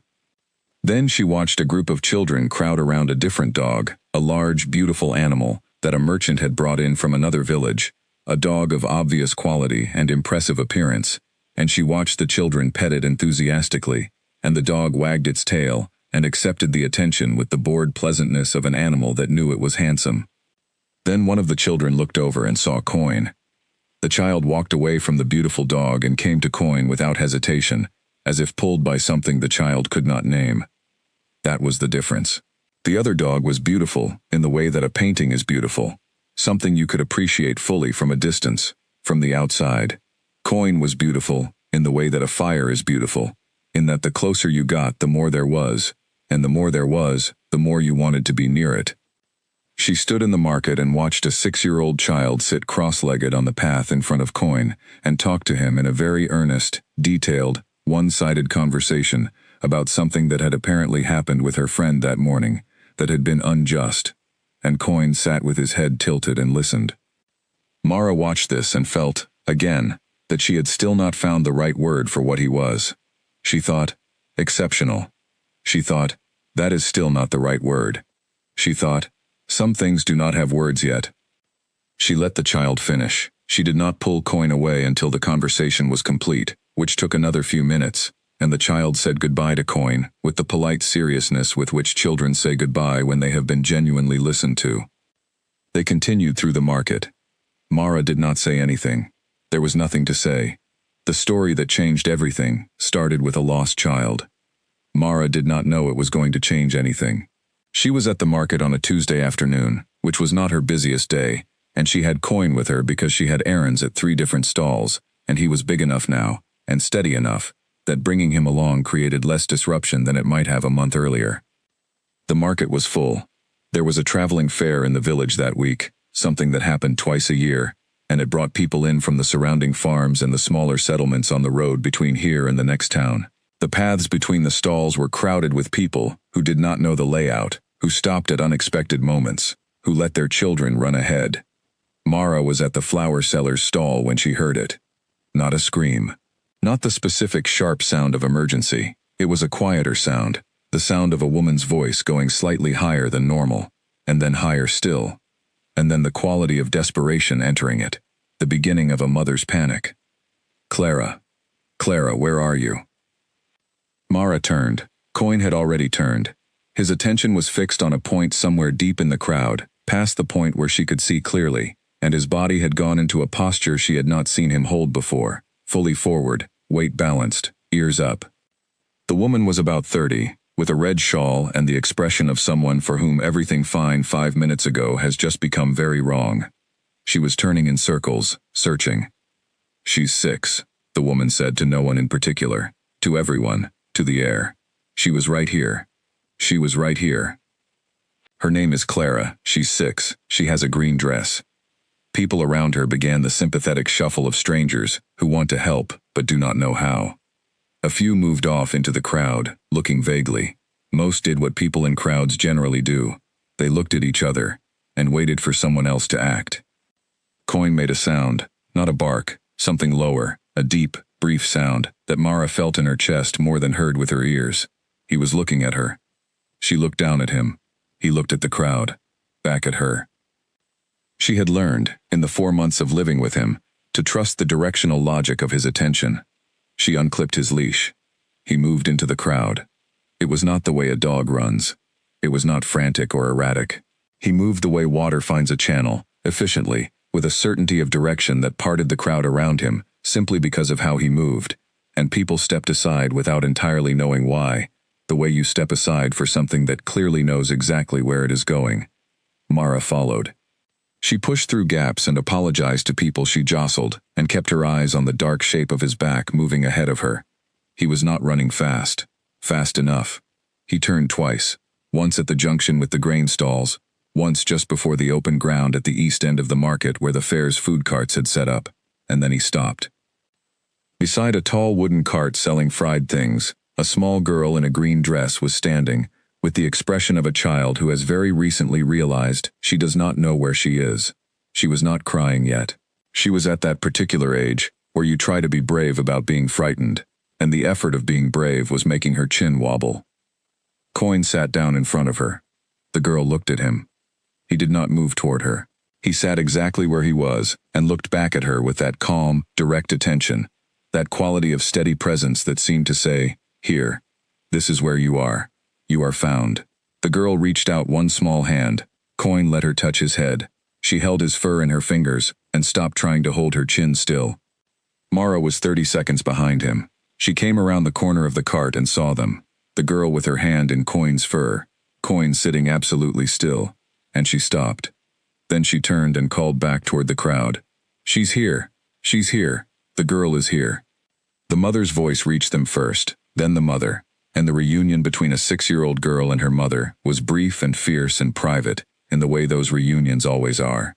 The mother held her daughter and looked at Coin over the top of her head, and what was in the mother's face was not the expression Mara expected. It was not relief at a good outcome. It was something more like awe. "He found her," the mother said. "He knew where she was," Mara said. "I don't know how." The mother looked at her. "Is he trained? Is he a search dog? A rescue animal?" "No," Mara said. "He's mine. He's just a dog." She said this automatically, out of habit, out of the self-effacing reflex she had developed over years of being the least considered person in any room. But even as she said it, she knew it was not entirely accurate anymore. He was just a dog, and he had also just done something she did not have an ordinary explanation for. People had gathered, not just the immediate bystanders but people from further into the market who had heard the shout and come to see what the resolution looked like. They saw the girl. They saw the mother. They saw Coin, sitting beside the girl with his tail now moving slowly, and Mara standing slightly behind, and the crowd did the thing crowds do when an outcome is better than they feared. They exhaled together. They smiled. They said things to each other. Someone said Mara's name. She turned. She did not know the person who said it, a man she had seen at the stalls but never spoken to. He nodded at her, with an expression that was specific and deliberate, a recognition, not just of the moment, but of her. It was such a small thing. She had no idea why it hit her the way it did. She clipped Coin's leash back on. She finished her errands. She walked home. But the story spread faster than she walked. By the following morning, she knew it had spread, because Gloria, who received all the village's information through a network Mara had never fully mapped, looked at her when she arrived at the tea house with an expression that was new. "I heard about your dog," she said. Mara tied on her work apron. "He found a girl in the market." "That's what they're saying." Gloria paused. She folded the cloth she was holding, refolded it, set it down. "People are saying he did it very fast, that he went straight to her." "He did. How?" "I don't know." Gloria looked at her for a long moment. Then she said something that surprised Mara enough that she stopped moving. "You should bring him in sometime. The customers like dogs." Mara looked at her. Gloria picked up the cloth again and walked into the kitchen. That morning, Harriet the laundress mentioned it. Glenn mentioned it. Harold left 2 bread rolls instead of 1, without saying anything. Even Bess, who did not traffic in sentiment, said, "I heard that dog of yours did something good yesterday." "He found a child who was lost," Mara said. Bess nodded. "Good dog," she said, which from Bess was the equivalent of a long speech. In the days that followed, Mara observed something she did not have a clear explanation for. The way the village related to her was shifting. She was still doing the same work. The same stalls, the same jars, the same dishes. She was still the girl in the narrow room on the 2nd floor. But there was a change in the quality of attention she received, and it was not about sympathy or pity, which she had always been a recipient of, and which she did not much like. It was something else. People were looking at her, specifically, when they talked to her. Not through her, not past her. She had lived in this village for 19 years, and she had spent most of those years slightly invisible, and now she was slightly less so, and she did not know entirely what to do with the change. Coin was unaffected by the attention. She watched for signs that he would become full of himself, because she had heard that some dogs became different when they were treated as exceptional, that they lost a certain groundedness. He did not change. He was the same dog he was in the room, the same quiet, steady attention, the same preference for the left side of the blanket, the same ritual of checking her face when she came home, before deciding how much energy he had to spend on his greeting. 2 weeks after the incident in the market, a woman came to find Mara. She was a woman Mara had seen at the edge of the crowd when the girl was found, though she had not known that then. Her name was Alice, and she introduced herself as working with a network of people in the village, and surrounding areas, who helped find things that were lost. People, sometimes. Animals occasionally. Objects of significance. It was informal, Alice explained. Just a group of people who had found over the years that certain skills and certain animals were useful in certain situations. I've been watching your dog since then, Alice said. They were standing outside the tea house. It was her lunch hour, and Mara had 12 minutes. Not just that day. I've been seeing him in the market with you. The way he moves, the way he pays attention. He's observant, Mara said. More than that. Alice looked at her directly. Has he ever been evaluated? Properly assessed by anyone who knows about working dogs? Mara shook her head. He was sick when I got him. He's been with me. I didn't know there was anything to evaluate. There is. Alice hesitated. I don't want to be forward, but I know someone who works with animals professionally, someone who has been training and assessing dogs for a long time. I would like, with your permission, to show her what I've seen. Nothing would happen without your agreement. Nothing would happen at all if she sees him, and he's just a smart dog. But I think he might be more than that. Mara was quiet for a moment. She thought about the girl in the green dress. She thought about the mother's face. She thought about the way Coin had moved through the crowd, not searching, going. Who is this person? She asked. Her name is Dr. Hannah, Alice said. Mara blinked. I know you've been to her clinic, Alice said. That's actually part of why I tracked you down. Peter told me about the puppy you brought in 3 months ago. The sick one in the sack. He said you were striking, and not in the obvious way. He said you had a particular quality with the animal that he noticed. Mara had not known Peter noticed anything at all, beyond her coins and the treatment schedule. You want to take Coin to see Dr. Hannah? She said. Dr. Hannah wants to see him. That's slightly different. Alice smiled, the smile of someone who is very used to making unusual proposals and has learned to present them calmly. She asked me to find you. She's been asking since the market incident. Mara was quiet. Then, when? Whenever you can. She could go on Thursday, her lightest day. Thursday, she said. Alice nodded.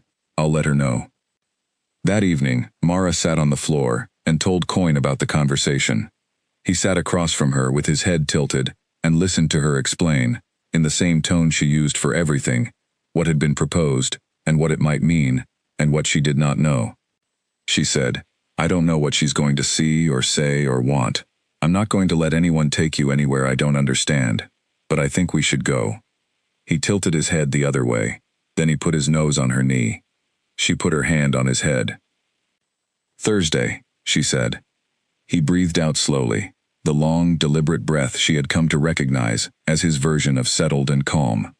She breathed it with him. Outside, the village was going about its evening. Somewhere on the street below, someone laughed. A door closed. A cart rattled past.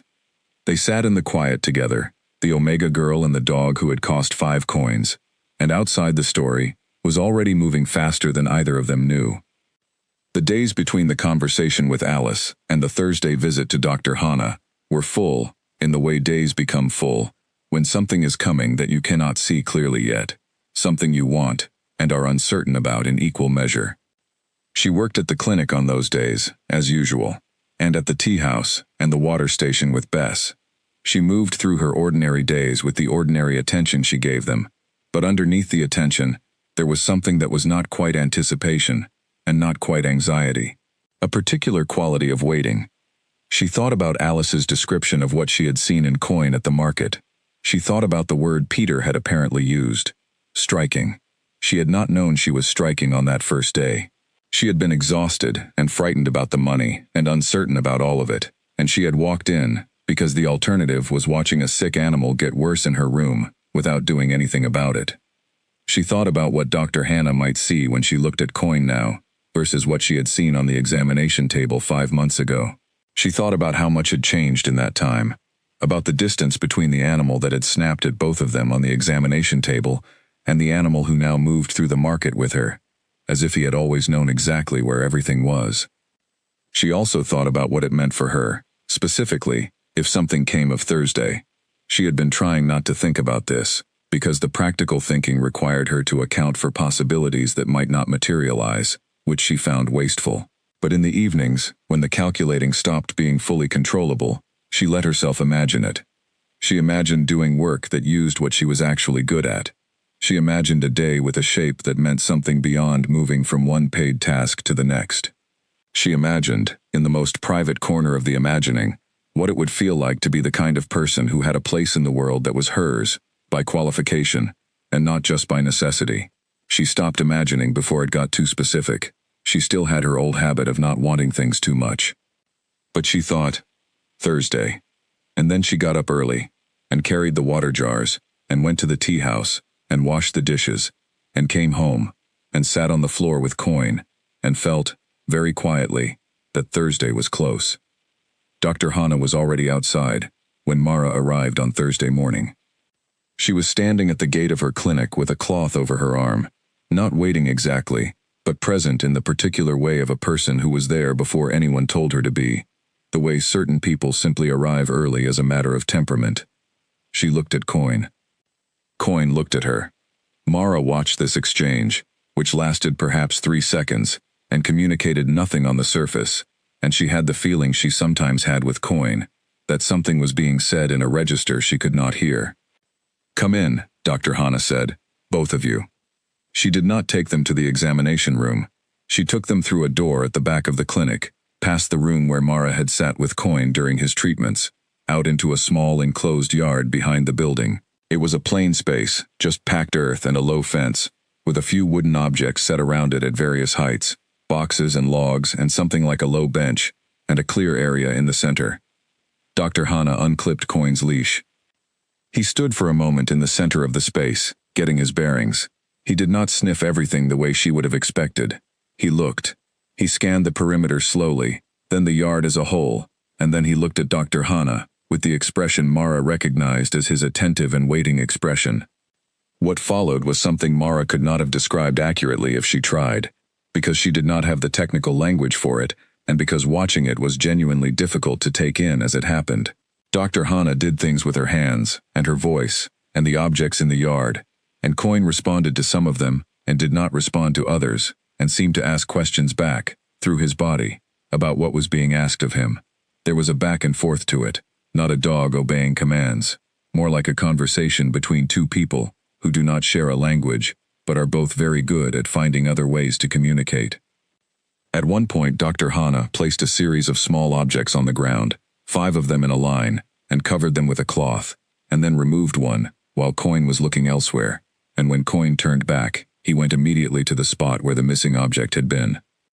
At another point she made a sound, a low sound, a specific pitch, and Coin turned to look at a point on the fence where, a second later, a small bird landed. He had not reacted to the bird, he had reacted to the sound, and then looked where she had indicated.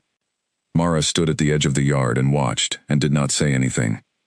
After perhaps 40 minutes, Dr. Hana put Coin's leash back on and handed it to Mara. Then she walked to a bench along the wall of the building and sat down and looked at her hands for a moment. "I've been doing this for 22 years, she said. "In that time, I've worked with perhaps 9 animals who had what this dog has, in that 22 years. Mara looked at her. "What does he have?" "A combination of things. They're all interconnected, which is why it's rare to find them in one animal." She looked at Coin, who was sitting beside Mara, with his attention divided evenly between the two of them. "Extraordinary sensory processing. Not just the obvious things. Smell and hearing. Those are expected in dogs. But the way he integrates information from multiple sources simultaneously and arrives at conclusions faster than the integration process itself seems to account for. And on top of that, he has an emotional receptivity that I've only seen in a handful of animals. He responds to internal states, not just external behaviors. He reads what's happening inside a person, not just what they're doing." Mara was quiet. "What does that mean for him?" she asked. "Practically. Practically, it means he is precisely the right kind of animal for therapy and assistance work, not in a general sense. In a specific, exceptional sense." Dr. Hana looked at her. "I want to be careful about how I say this, because I don't want to make it sound like I'm offering you something for him, or asking you to give him up. I'm not. He's yours. He will always be yours. What I want to offer is something for both of you." Mara waited. "I've been thinking about expanding the clinic's work," Dr. Hana said.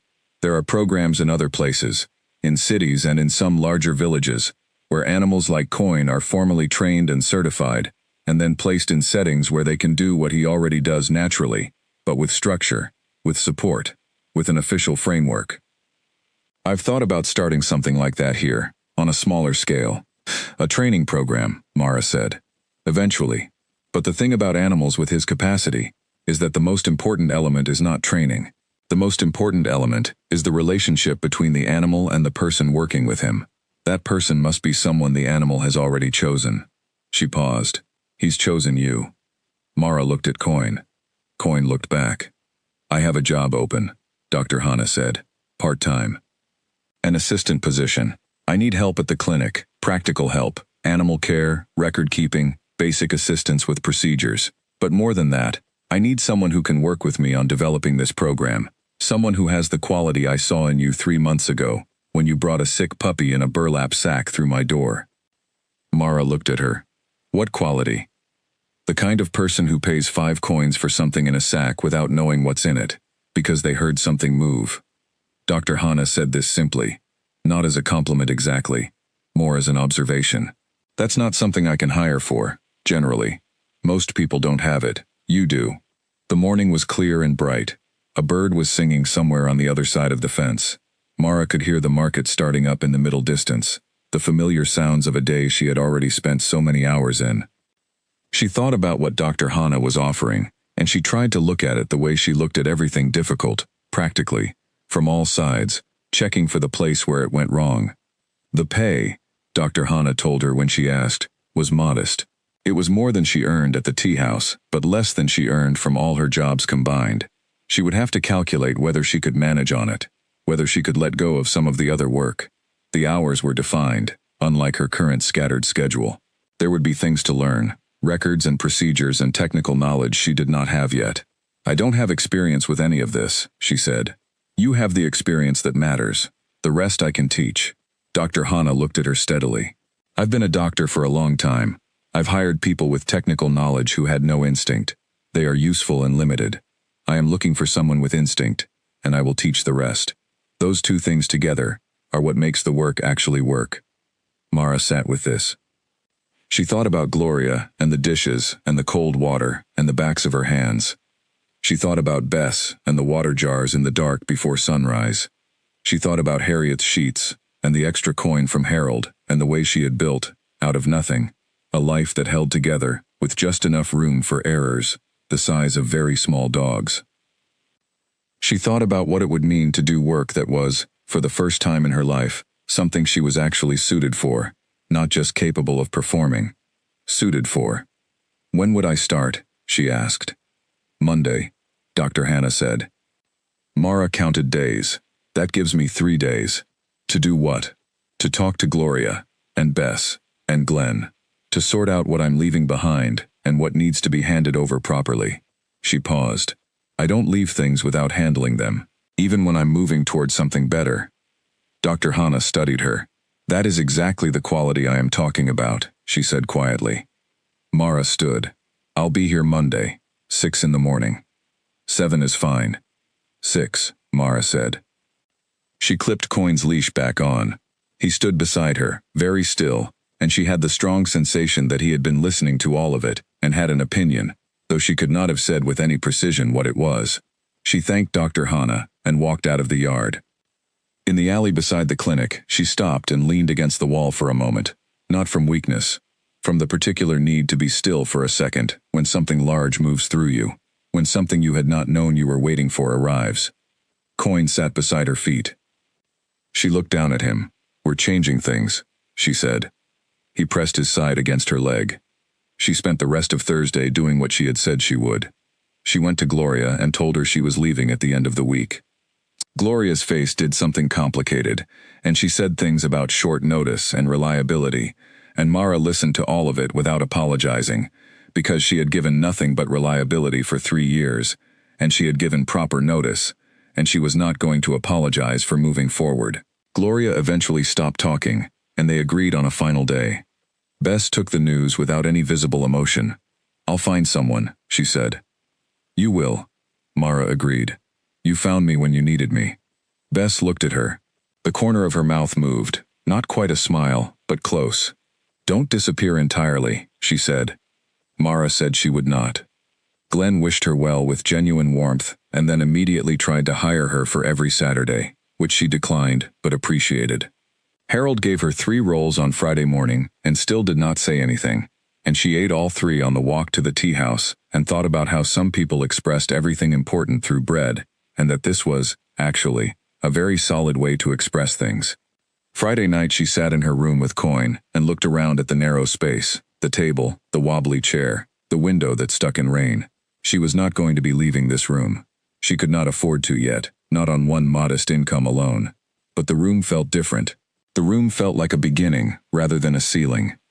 She thought about the girl she had been 3 months ago, coming home exhausted to a room that smelled of old wood, sleeping alone, waking alone. The day a loop of tasks that paid barely enough for the next loop of tasks. She thought about 5 coins. She thought about what it cost to stop. On Sunday night she laid out her work clothes for Monday, and polished her shoes with the last of the oil. She put Coin's bowl in a slightly different spot near the window, in the better light, because he had started preferring that side of the room, and she liked to make the adjustment when she thought of it. She went to bed at a reasonable hour. She did not lie awake calculating. She had done the calculating. She had run the numbers. She had handled what needed to be handled. She was prepared. She slept well. In the morning, before the sun had cleared the opposite building, she was already awake. Coin was at the door. She dressed. She put his leash on. They went down the stairs together, out into the street, which was cool and quiet, and smelled of the overnight rain, and they walked east, toward the clinic gate. She was 7 minutes early. She stood at the gate in the early morning light, and felt the weight of the road behind her, and the road ahead of her simultaneously, and the feeling was not quite pride, and not quite relief, and not quite hope. It was something that did not have a single word, something that existed between all 3. The clinic door opened. Dr. Hannah was already there.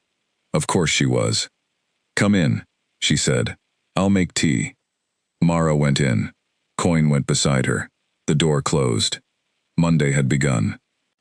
In the evenings that followed her first week at the clinic, Mara noticed a shift in how she moved through the village. It was not that anything external had changed. The market was the same market. The buildings were the same buildings. The road between her room and the clinic was the same road. But she was walking it differently. And different roads, it turned out, passed through different worlds. She had spent 3 years walking to work, as someone who was going somewhere she had to go. Now she was going somewhere she wanted to go, and this changed the body. She did not understand, before, how much of a person's weight is carried in the difference between obligation and purpose. How you can be doing the exact same physical action, walking the same distance, and arrive somewhere either heavy or light, depending on what you are walking toward. She arrived at the clinic light. The work was hard. It was a different kind of hard than the dishes and the water jars. Not physically heavier, but denser, requiring more of the part of her that thought and observed and categorized. Dr. Hannah was a precise and demanding teacher, and Mara was learning things every day that she had not known she did not know, which was the best kind of learning, and also the most disorienting. She made notes about everything. She carried a small notebook in her coat pocket, and wrote in it at every opportunity, not just the clinic observations, but the things she noticed about Coin, about the animals that came through, about the interactions she witnessed between the animals and the people who loved them. She had always been a person who noticed things, but she had never before had a framework for noticing, a vocabulary and a set of categories and a purpose. Dr. Hannah found her writing in the notes one afternoon, and picked up the notebook without asking, and read 3 pages. She set it down. She said, "I want you to start writing formal reports on your Coin observations. Daily, if you can. Use whatever format makes sense to you. We'll refine it as we go." Mara started writing formal reports that evening. By the end of the first week, she had a system. By the end of the second week, the system was something that Dr. Hannah said, bluntly and in passing, was better than what most trained professionals produced. She said this and moved on to the next topic, without elaborating, because that was her way, and Mara had learned by now to receive the statement and not press for amplification. But she held it. She turned it over in her mind in the evenings. Not with vanity. She was not a vain person, but with something quieter. the specific acknowledgement that she had found something she was good at, not just adequate at, not just performing competently, but genuinely suited for. It was a new feeling. She wanted to be careful with it. The first thing Mara learned in the clinic was how to be wrong without flinching. This was Dr. Hana's way. She taught through correction, not through praise, which was not unkind, but was not soft either. And the correction came fast and precisely, and then moved on. There was no dwelling.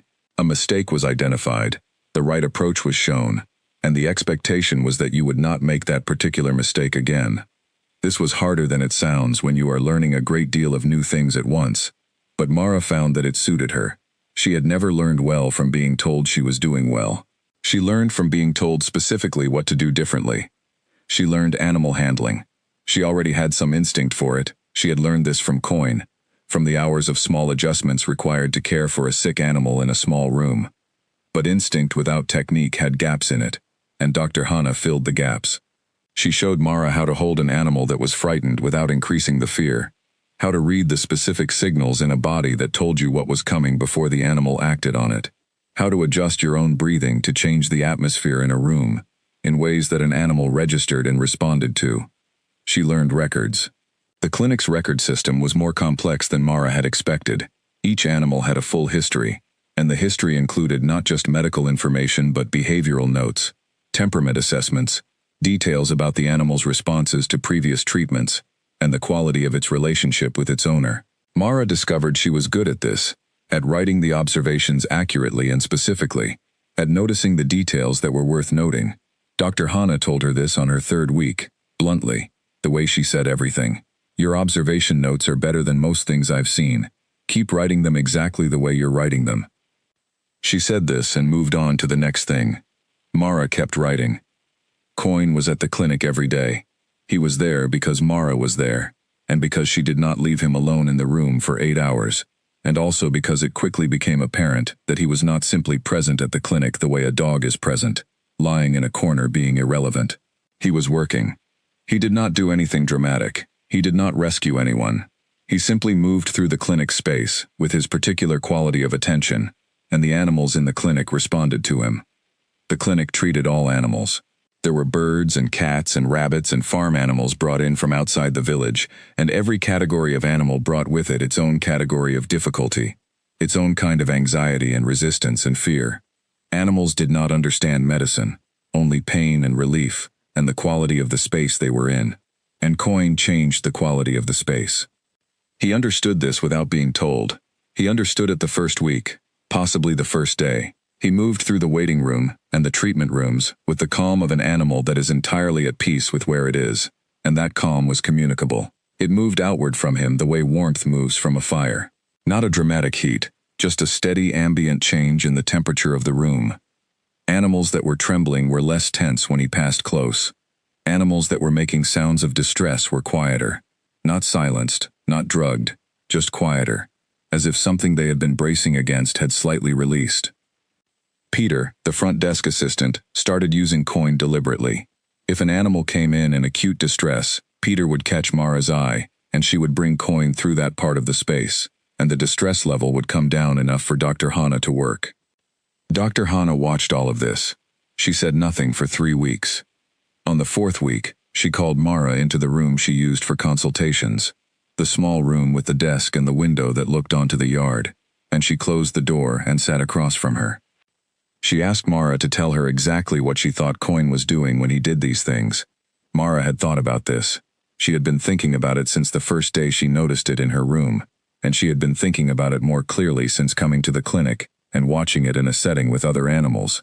She told Dr. Hana what she thought, that Coin was reading the emotional state of the animals he passed, not their behavior, their actual internal state, and that what he communicated back to them was not a performed calm, but a genuine one, and that there was something in genuine calm, in calm that had no performance in it, that other living things could recognize and respond to.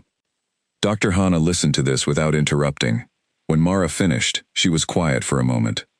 "That's accurate," she said, "and the clinical literature would say something technically different and land in the same place." She picked up a pen and set it down again. The term for what Coin has is sometimes called emotional contagion sensitivity, which is the ability to receive and broadcast emotional states at a higher fidelity than average. In most animals, including most dogs, this is present but muted. In a few animals, it is so developed that it becomes, essentially, a clinical tool. It can be trained? Mara asked. It can be developed in an animal that has it. It cannot be created in an animal that doesn't. Dr. Hana paused. What I want to begin doing is formalizing it. Structure, assessment, eventual certification. I've contacted a program in the city that certifies therapy animals.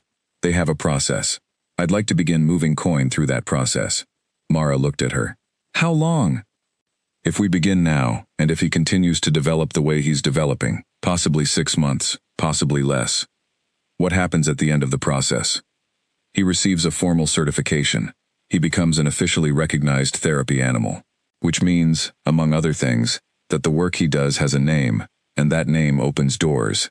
It opens the possibility of working in hospitals, in schools, in places that deal with people who are going through very difficult times and need exactly what Coin provides. Mara thought about the girl in the green dress. She thought about the way the child had held Coin's fur and stopped trying to be brave. She thought about what it had meant to the mother, and what she had seen in the mother's face in the moment her child was returned to her. She thought about all the situations in the world where something exactly like that was needed, exactly that quality of steadiness and presence in the middle of fear.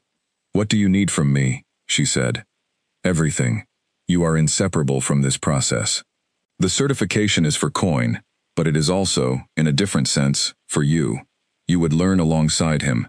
You would eventually have your own qualifications. You would become, effectively, a handler with a certified therapy animal. She heard this. She heard what it meant. She understood that it was a ladder, and that climbing ladders took time and cost energy, and that she was not at the bottom of this particular ladder by virtue of being incompetent. She was at the bottom because no one had ever given her access to the ladder. Start the process, she said. Dr. Hana nodded. That afternoon, Mara sat in the yard with Coin and told him about it. She did this whenever something significant happened, this habit of telling him things, and she no longer felt she needed to justify the habit. She told him about the certification. She told him what it would require, the assessments, the formal observations, the structured work. She told him that she did not entirely understand what they were going into, but that she trusted the direction. He sat across from her and listened with his head slightly tilted, which she had come to understand as his attentive listening position. When she finished, he put his head in her lap. She scratched behind his good ear. The other ear, the torn one, had healed, but the tip was still folded in a way that would never fully straighten, and it gave him a slightly asymmetrical look that she had come to find entirely characteristic, entirely him, the way some small imperfection on a face becomes the thing you would miss most if it were corrected. 2 days later, a new situation arrived at the clinic. It was a dog, a large, older animal named Bruno, brought in by his owner, a quiet man named Ray whose hands shook and who said very little. Bruno had been with Ray for 9 years. Bruno was in the terminal stages of an illness that could not be reversed. Ray sat in the waiting room with Bruno's head in his lap. The dog was not in pain. Dr. Hana had made sure of that, but he was very weak and his breathing was slow. Ray sat with him and did not speak to anyone and did not look up. Mara watched from behind the desk. She saw Coin watching from the corner of the room. He had been lying by the window, doing nothing in particular, as he sometimes did during the quieter parts of the day. He stood up. He walked across the waiting room. He walked to Ray. He did not go to Bruno first. He went to Ray. He sat down beside Ray's feet and looked up at him. Ray looked down at him. Something happened in Ray's face. Mara watched it happen, and she could not say exactly what it was, but it was the specific change in a person's face when they stop holding something entirely alone. Ray put one hand down from Bruno and onto Coin's head. He held it there. He did not cry. He did not say anything. He just held his hand on the top of Coin's head, and Coin sat perfectly still beside him, and Bruno's slow breathing continued, and the room was quiet. Mara looked away. She felt the back of her eyes sting in a way she had not expected. She was not an emotional person, not outwardly, not in ways she let show. But there was something about watching Coin do this thing that he did, this offering of himself so simply and completely, that did something to a part of her that was not used to being touched. Dr. Hana came out of the treatment room, saw the situation, and paused. She looked at Coin, then at Mara, then back at Coin. She said, in a voice slightly lower than her usual voice, "There it is." Mara looked at her. "That," Dr. Hana said quietly, "is the thing I have seen 9 times in 22 years. Mara nodded. She could not immediately speak. Ray sat with Bruno for 2 more hours. Coin was with him for most of that time. At the end, Dr. Hana did what needed to be done, gently, with the same practiced precision she brought to everything, and Ray went home in the early evening carrying an empty lead. At the door, he stopped and turned back. He looked at Coin. "Thank you," he said. He was not talking to Mara. He went out the door. The door closed. The evening light was long and golden through the window. Coin walked back to the spot by the window and lay down. Mara stood in the middle of the waiting room for a moment. She thought about the difference between things that were useful and things that were necessary. She thought about how she had spent her whole life being useful, carrying things and washing things and arriving on time and asking for nothing. And she thought about what she had just watched, which was something necessary, something that no amount of carrying or washing could be. She thought, he is not just a good dog. She thought, I did not know, on the morning I gave those 5 coins, what I was finding. She thought, neither of them had any idea. She pulled her work apron straight and went to clean the waiting room. Outside, the village was going into its evening. The market was closing. The lights were coming on in the buildings along the main road. Somewhere, a door opened, and the smell of dinner came through the clinic's front window. And in the corner by the window, Coin breathed in slowly and breathed out slowly, and was still. There was a day, 2 weeks after the incident with Ray and Bruno, that Mara would think about for a long time afterward. Not because anything dramatic happened, because of the texture of it. She was doing records at her desk. Coin was in his spot by the window. The morning was going normally, the ordinary rhythm of a clinic in motion, animals arriving, owners waiting, Peter organizing the front, Dr. Hana moving efficiently between rooms. A woman came in with a cat in a carrier. She sat down in the waiting area and set the carrier on her lap and held it there with both hands, and she was very still, the particular stillness of a person trying not to feel something. Mara watched from the desk. The woman's cat, it turned out, had come in for a routine procedure that was not expected to be serious, but the woman clearly did not know what was expected or serious. She was afraid, and the fear was in every part of her body, in the set of her shoulders, and the way her hands gripped the carrier handle, and the way she was looking at nothing, with the focused, unseeing gaze of a person who is fighting their own mind. Coin raised his head. He looked at the woman for a moment. Then he stood and walked toward her. He did not go to the carrier. He went to the woman. He stood in front of her and looked up at her face, and she looked down at him, and the look on her face broke open slightly, the way things break open when you were holding them very tightly and something made you let go. She said, I know this is just a routine thing. They told me it's nothing to worry about. Coin continued to look at her. I just can't help it, she said. She's been with me for 11 years. She put one hand on top of Coin's head. He held still. Mara watched from the desk and did not move, because she had learned when to stay back, and when her being near was the thing. And this was not the kind of moment that needed her. This was a moment for him. The woman sat with her hand on Coin's head for several minutes. She did not cry. She did not say anything more. She just sat with him, and the fear in her body slowly rearranged itself into something more manageable, the way fear does when it is held by something that does not panic. The cat's procedure went fine. When the woman left, she stopped at the desk and said, Is he a therapy animal? He's in the process, Mara said. The woman looked at Coin. That process should be finished as soon as possible, she said. She went out the door. Mara looked at Coin. Coin looked at her. She picked up her pen and wrote in the observation notes, unprompted approach to a person in pre-procedure anxiety. Sustained contact without escalation. Duration, approximately 11 minutes. The person's visible signs of distress reduced significantly during contact. No instruction or direction given from handler. She read it back. She added, He knew before I did that she needed him. She set the pen down. That evening at home, she cooked a small piece of fish she had bought at a discount from the market on the way home. because it was the end of the day, and the price had dropped, and she shared a piece of it with Coin, who ate it with enormous seriousness, with the same focus he gave everything. She thought about the woman with the cat. She thought about Ray. She thought about the girl in the green dress. She was beginning to see a pattern in the things Coin moved toward, and the pattern was not, she realized, about distress in animals. It was about distress in people who loved animals. The animals were often the reason for the distress: the sick cat, the lost child, the dying dog.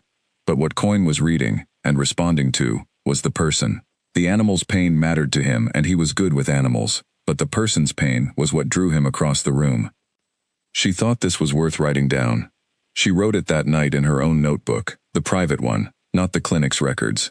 She wrote it because it was an observation she wanted to have on record, even if only in her own record, even if it was only ever for herself. She wrote, "He goes to the person. Always the person. The animal brings the person here, and the person is who he finds." She looked at what she had written.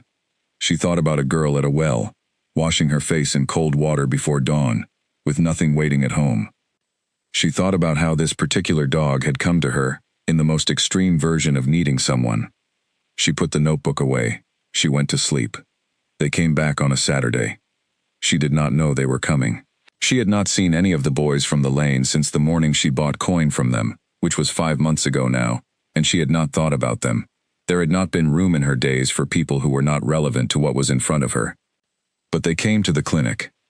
She was in the yard when Peter opened the back door and said that there were 2 young men out front asking for her. Not for the clinic, for her. She went out. They were older than she remembered, or maybe it was that she was seeing them differently now, in a space that was hers, rather than in a lane where she had no particular standing. The thick-necked one was there, the one who had been the spokesperson, whose name she had never learned. He had a different collar now, nicer, and his shoes were clean. With him was a taller one she recognized as one of the others from that morning. They both looked at Coin. Coin stood beside Mara and looked back at them. "We heard about him," the thick-necked one said. "His name was Derek." He said it now, as if offering it was a courtesy. "People talk. People do," Mara said. "We heard he found a girl in the market, that he's being trained at the clinic." He paused. "We came to see for ourselves." He looked at Coin with an expression she recognized, the expression of a person looking at something they had once dismissed, and are now revising their assessment of. She had seen variations of this expression in the market, on the faces of people who had always looked through her, and were now looking at her. But this version had a particular quality to it, because these were the people who had known the specific price, 5 coins, and they were now looking at what had become of that price. "He's the same dog," she said. "He doesn't look the same. He grew up." The taller one had not spoken. He was watching Coin with a more guarded expression, as if he was not sure what to make of any of this. Derek reached into his coat and produced a folded piece of paper. He held it out to Mara. She took it and opened it. It was a number, a significant number. She looked at it long enough to be certain she was reading it correctly. "We've spoken to some people," Derek said. "There are breeders in the city. There are people who work with trained animals, with animals that have particular qualities. The number on that paper is what they've indicated they'd be willing to offer for him." Mara looked up from the paper. "We'd take a percentage," Derek said, "since we found him originally, since we had him before you did." She looked at him. She looked at the paper. She looked at Coin. Coin was looking at her. He was not looking at Derek or the taller boy.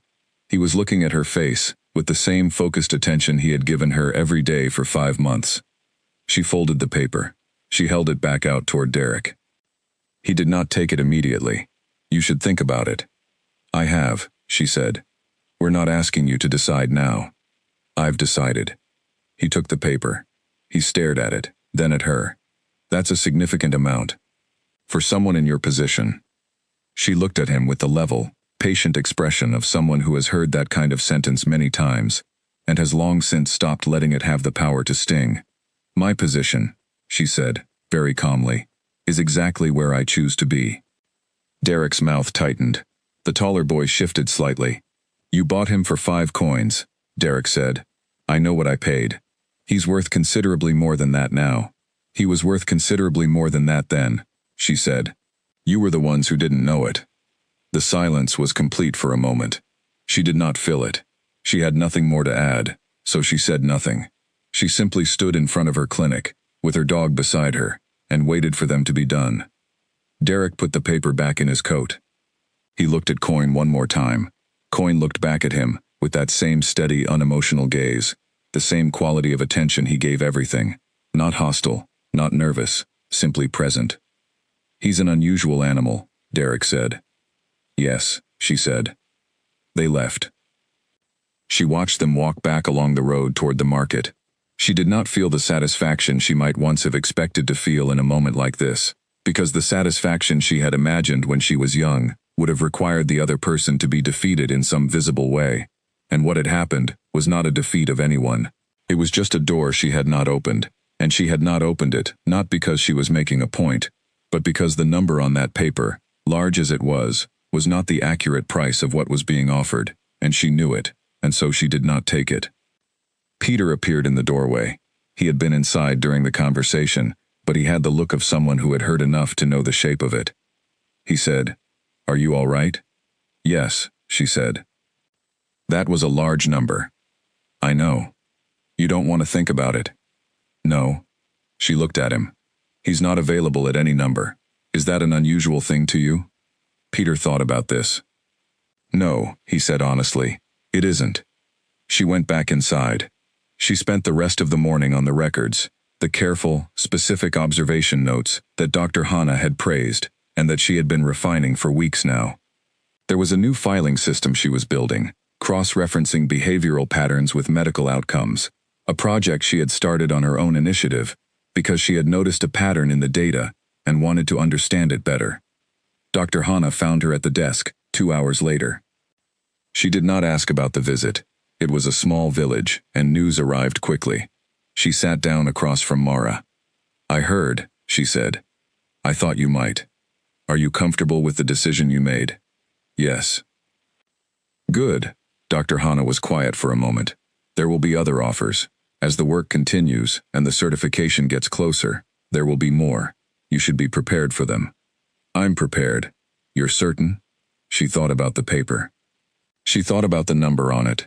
She thought about her narrow room and the extra coin per month she paid Owen and the bread she soaked in water on the evenings the soup did not stretch. She was not going to pretend that the number had not made her stop for a moment. It had. She was not made of something that ignored large numbers. But she had thought about Ray. She had thought about the girl in the green dress. She had thought about what Coyne did in the clinic on the worst days. The days when animals were in pain and their owners were in a different kind of pain. And the way he moved through both kinds of suffering, with that quality she had no word for. She had thought about what would happen to that, if he were sold to someone who understood his market value, but not his actual value. "I'm certain," she said. Dr. Hanna nodded. She stood. Then she paused. "There's something I want to tell you," she said. "I've been deciding whether to say it." Mara looked up. "When you first came to my clinic, 5 months ago, with a puppy in a sack, I asked Peter about you afterward." Dr. Hanna was looking at the window. "He told me what you paid for the consultation. He told me what your hands looked like. He said they were the hands of someone who had been working in cold water for a long time." She paused. "I discounted the treatment cost that day. By half. You may have thought you misremembered, or that I made an error. I did not." Mara was very still. "I'm not telling you this to make you feel indebted," Dr. Hanna said. "I'm telling you because I want you to understand that what I saw in you that day was something I recognized. I've spent 22 years working with animals who can read the quality of a person. Coyne is the most gifted of any I've known, and he chose you. On the first night, in a narrow room, with no reason to trust anything, he chose you." She looked at Mara directly. "I trust his judgment." She went back into the treatment room. Mara sat at the desk for a moment without moving. Outside, the afternoon was going on. Coyne came through the door from the yard and walked to her desk and sat beside her chair. She put her hand on top of his head without looking away from the window. She thought about the halved fee she had paid that first day. She had thought, at the time, that she must have miscounted. She had been too tired that week to question it. She thought about Peter noticing her hands. She thought about how much of the help that had kept her and Coyne alive those first weeks had been invisible to her at the time, offered quietly, without ceremony. by people who saw something in her situation and responded to it not with pity, but with practical, quiet action. The way Harold had given her extra bread. The way Harriet had offered her the worst hours because she needed hours at all. The way Bess had told her she was reliable, which was not just a compliment but a fact, delivered at a moment when Mara needed someone to say it out loud. She had thought, for a long time, that she was managing alone. She was beginning to understand that alone was not quite the accurate word. She had been doing the work alone, but there had been people around her doing small things that made the work possible, and she had not fully seen them, and she thought now that she wanted to see them, from now on, more clearly. She picked up her pen and continued the observation notes. Outside, a cart went past. Somewhere in the clinic, Dr. Hanna was talking to an owner about a cat. Peter was moving files in the front room. The afternoon was ordinary and busy, and full of the specific noise of a place that was doing its work. Coyne lay down under her desk. She could feel the warmth of him against her feet. She wrote, "The animal's response to the presenting patient today was notable in the quality of sustained attention, without escalation. He remained at a distance that the patient could assess without pressure, and moved only after the patient's breathing had shifted, suggesting he was monitoring physiological cues rather than behavioral ones." She paused, looked at what she had written, added, "Consistent with all previous observations. No deviation from established pattern." She closed the notes. She thought about Derek's paper. She thought about the number, and she thought about the 5 coins, and she thought about the fact that these two things, 5 coins and that large number, were the same dog. The same dog who was now asleep under her desk with his chin on her foot.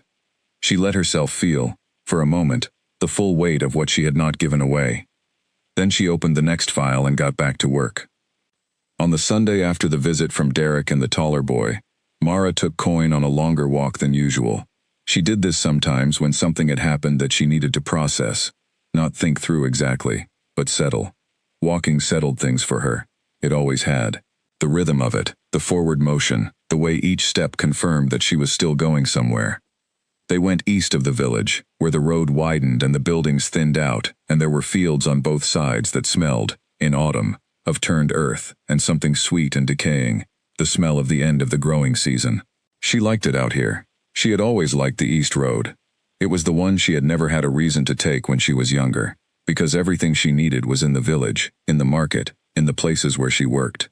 But lately she had been going out this way, and she thought it was because the space was useful. Room to think, room to walk, without calculating the fastest path between two obligations. Coyne moved beside her, with his customary steadiness, not pulling ahead, not falling behind. He had learned, or perhaps had always known, the difference between a walk with a purpose and a walk for its own sake. And when she walked like this, without urgency, he adjusted, and was different too, less focused outward, more present, walking with her, rather than beside her. She thought about what Derek had said, the number, and before it, you should think about it. She thought about the way he had said it, not cruelly, but with the confidence of someone who assumed that a larger number was automatically the more rational choice, that wanting more money was the obvious thing, and needing a reason not to take it was the strange position. She did not think of herself as noble about it. She was not performing sacrifice. She simply knew something that Derek did not know, which was that the number on that paper could not do what Coyne could do. The number could be spent. Coyne was not the kind of thing that could be exchanged into something equivalent. She had spent her whole life being told, indirectly, in the way that people tell you things without using words, that she was an acceptable trade for very little, that her time and her effort and her presence were worth approximately 5 coins and not more. She had internalized some of this. She did not always know when she had, but she was aware of it in herself, the reflexive reaching for the smaller option, the habit of underselling, the way she said things like just a dog. She had known, for a while, that she was working on this in herself. Watching Coyne refuse to be made small, watching him simply be exactly what he was without apology or performance, had done something to the way she understood that habit in herself. He did not know how to shrink. The concept did not exist for him. He was always, entirely, himself. She was learning to practice this. She was not done learning. She walked until the fields gave way to a low hill, and the village was behind her. just the tops of the buildings visible over the rise, and then she turned around and walked back.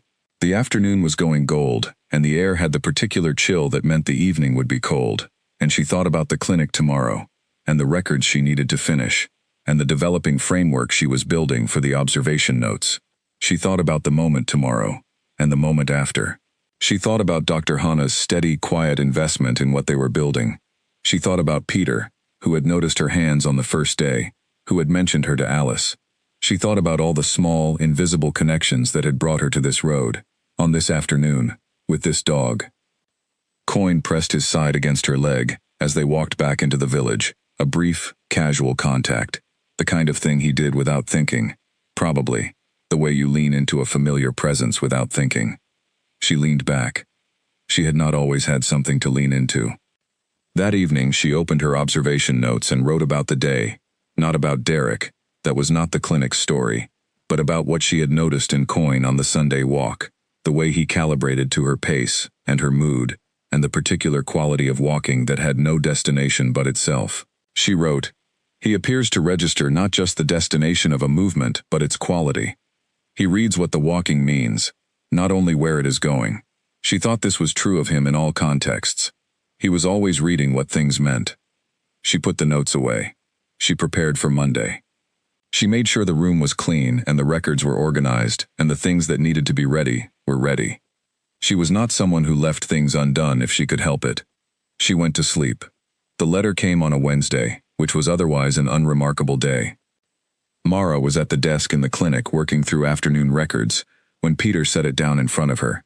It was addressed to Dr. Hana's clinic, but below the clinic address, in a separate line, it said, "Attention, Mara, handler of the therapy animal assessment in progress."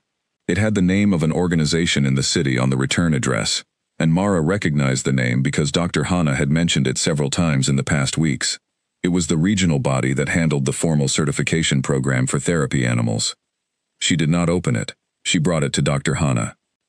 Dr. Hana opened it, read it, set it on her desk, and looked at Mara for a moment with that neutral, processing expression that Mara had learned could mean a range of things, from minor complication to significant development. "They've heard about Coin," Dr. Hana said. "Through you?" "Through Alice, originally. Alice has connections to the welfare network that connects to the certification body. She wrote to them after the market incident with the child, and apparently she was not the only one. They've been receiving informal accounts." Dr. Hana looked at the letter again. "They want to come here. A representative from the program, a woman named Dr. Nell Graves, who handles intake assessment for animal candidates. They want to observe Coin in a working context." Mara sat down in the chair across from the desk. "When?" "They're suggesting 3 weeks from now." She thought about what 3 weeks meant. It meant more time with the observation notes. It meant continuing to build the framework she and Dr. Hana had been developing for Coin's working structure. It meant the formal assessment that she had known was coming, but that had been, until this moment, still theoretical. "What happens in the assessment?" she asked. Dr. Hana explained. Dr. Graves would observe Coin over 2 days. She would observe him in the clinic, in an unstructured context, working with patients and owners the way he had been doing since he arrived.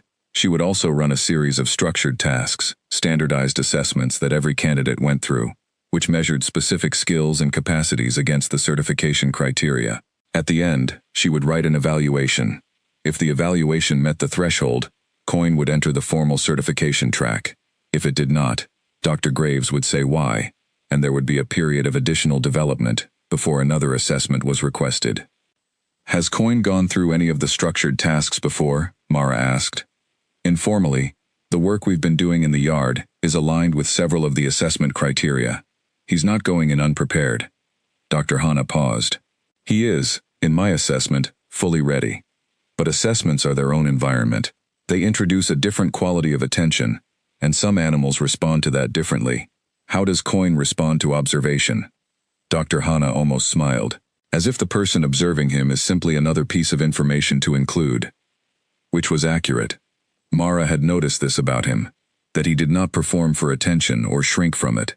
He simply continued being himself, with the same quality of attention he brought to everything else. He was consistent in a way that was not stubborn but was more fundamental, as if being himself was the only option that occurred to him, 3 weeks, Mara said. 3 weeks. She went home that evening and told Coyne about it, as she always did. She sat cross-legged on the floor, and he sat across from her, and she told him what was going to happen, and what it would require of him, and she knew that she was doing something that was, to an outside observer, borderline, talking to a dog as if he were a person in a conversation. But Coyne was not in a conversation the way a person is in a conversation. He was in a conversation the way a very good listener is, and she had come to believe that the telling mattered, regardless of exactly how much he understood, because he understood something, and what he understood was that she was present with him, and that was the thing he responded to. She said, "You've been doing this work already. You've been doing it for months. You do it because it is what you are, not because anyone trained it into you. All the assessment is going to do is confirm what you already are." He blinked. "I'm nervous," she added, which surprised her slightly, saying it out loud. She was not usually someone who volunteered that information, not even to herself. He walked forward and pressed his forehead against her sternum. She held him there for a moment. "Thank you," she said, which she would not have said out loud 6 months ago either. The 3 weeks were full. There was work at the clinic as usual, and on top of the work, there was the preparation, the review of all the observation notes, the discussions with Dr. Hanna about specific aspects of the assessment process, the practice of the structured tasks in the yard. Coyne moved through all of it with the same steady quality he brought to everything. But Mara noticed something in herself during those 3 weeks that she had not expected. She was afraid. Not in the obvious way, not constantly, not in a way that paralyzed her. But there were moments, in the evenings mostly, when she lay in bed and the weight of the coming assessment pressed down on her chest, and she realized she was afraid, not that Coyne would fail, she had more confidence in him than that, but that something would go wrong in a way she could not predict or prevent, that some circumstance outside her control would interrupt what they had been building, that she would do something wrong on the assessment days, make a misstep as a handler, miss a cue. She had spent her whole life managing the fear of loss, the loss of the small things she had, because small things were all she had, and small things could go. She had developed over the years a particular skill at not letting herself want things too much, because wanting them too much made losing them worse. But she had stopped being able to do that with this. Somewhere in the 5 months since she carried a burlap sack up her stairs and cut the wire off the top, she had crossed a line past which, not wanting it too much was no longer available to her. She wanted it. Not for herself, or not only, for what it meant for the work. For what it meant for all the Rays, all the parents of all the Claras, all the people who were in a room somewhere being afraid, or being in pain, and needing exactly what Coyne could give them. She wanted it, because she knew what it was worth. Dr. Nell Graves arrived on a Tuesday. She was a tall woman, practical in her clothing and her manner, with the efficient warmth of someone who dealt with difficult situations well, and had learned that warmth and efficiency are not in conflict. She shook Mara's hand. She shook Dr. Hanna's hand, and then she looked at Coyne. Coyne looked back at her. She spent 60 seconds doing nothing but standing and looking at him. He sat in the middle of the clinic floor, and returned the attention with exactly the quality of calm he returned everything with. He did not approach her. He did not look away. After 60 seconds, Dr. Graves said, "He can tell I'm assessing him." "Yes," Mara said. "He doesn't find it threatening. He finds it interesting, I think." Dr. Graves looked at her. Then back at Coyne. "Let's begin."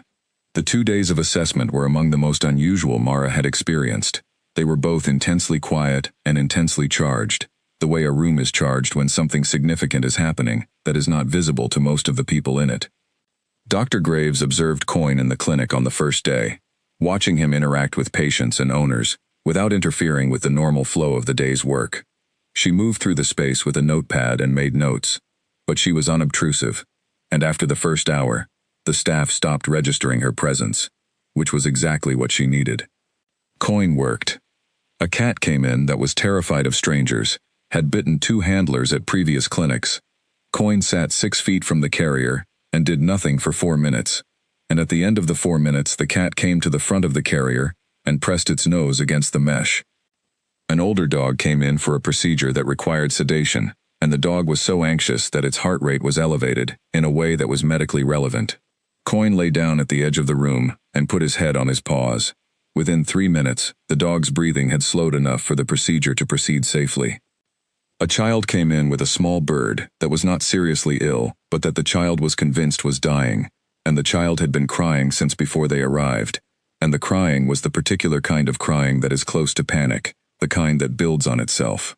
Coin walked slowly to the child, not to the bird, to the child, and sat in front of her, and looked at her face. The child looked at him. The crying stopped. Not because she was distracted, because something in her response to him was stronger than the fear. Mara watched all of this, and took her own notes, and tried not to look at Dr. Graves. On the second day, the structured tasks. They went through them in the yard, one by one, the series of standardized assessments that Dr. Graves used for every candidate. Some were straightforward: recall, waiting, controlled movement through a complex environment. Some were more specific to therapy work: response to simulated distress, response to multiple simultaneous inputs, ability to remain calm in a high-stimulus setting. Coin moved through them. Not perfectly. There were 2 tasks where his response was slightly outside the expected pattern. Not a failure, but different enough from the standard that Dr. Graves noted it. Mara watched her writing, and felt the familiar tightening in her chest. At the end of the second day, Dr. Graves sat with both Mara and Dr. Hana in the consultation room. She opened her notepad. She did not preamble. She was not the sort of person who preambulated. The 2 deviations in the structured tasks, she said, were not failures. They were adaptations. He produced a different response than the standard, because he was reading the situation differently than the task was designed to prompt. In both cases, his adaptation was, in my assessment, more appropriate to the actual situation than the standard response would have been. Mara looked at her. He does not follow scripts, Dr. Graves continued. He reads. That is, clinically, more advanced than what the standard tasks are designed to test for. The tasks were not below his capacity. They were not the right tool for measuring his capacity. She looked at her notes. I'm going to recommend him for the certification track. The assessment period will be 3 months, during which I will receive observation reports from Dr. Hana and from you, Mara, and I will make 1 additional visit at the midpoint. Mara was very quiet. She could feel her own heartbeat. At the end of 3 months, Dr. Graves said, assuming the observations are consistent with what I have seen here, he will receive full certification as a therapy animal, which will also, in parallel, result in your certification as a handler. She looked at Mara directly. That is not a secondary consideration. The handler certification carries its own weight. It qualifies you to apply to work in hospital settings, in schools, in community programs that require accredited teams. Mara heard what that meant. She heard the length and breadth of it. There's one more thing, Dr. Graves said. She closed her notepad. In my 23 years of doing this work, I have recommended 61 animals for certification. Of those, 12 received the highest tier of certification, which is reserved for animals whose capacities exceed the standard certification criteria to a degree that we formally recognize. She looked at Coin, who was sitting beside Mara's chair. I am recommending him for the highest tier. The room was quiet. Dr. Hana said nothing. Mara said nothing. Dr. Graves stood. I'll be in touch with the specifics of the process. She picked up her bag. Thank you for 2 very informative days. She left. Mara sat in the chair for a moment after the door closed. Then she looked down at Coin. He was looking up at her. Forsh. She thought about the morning with the sack.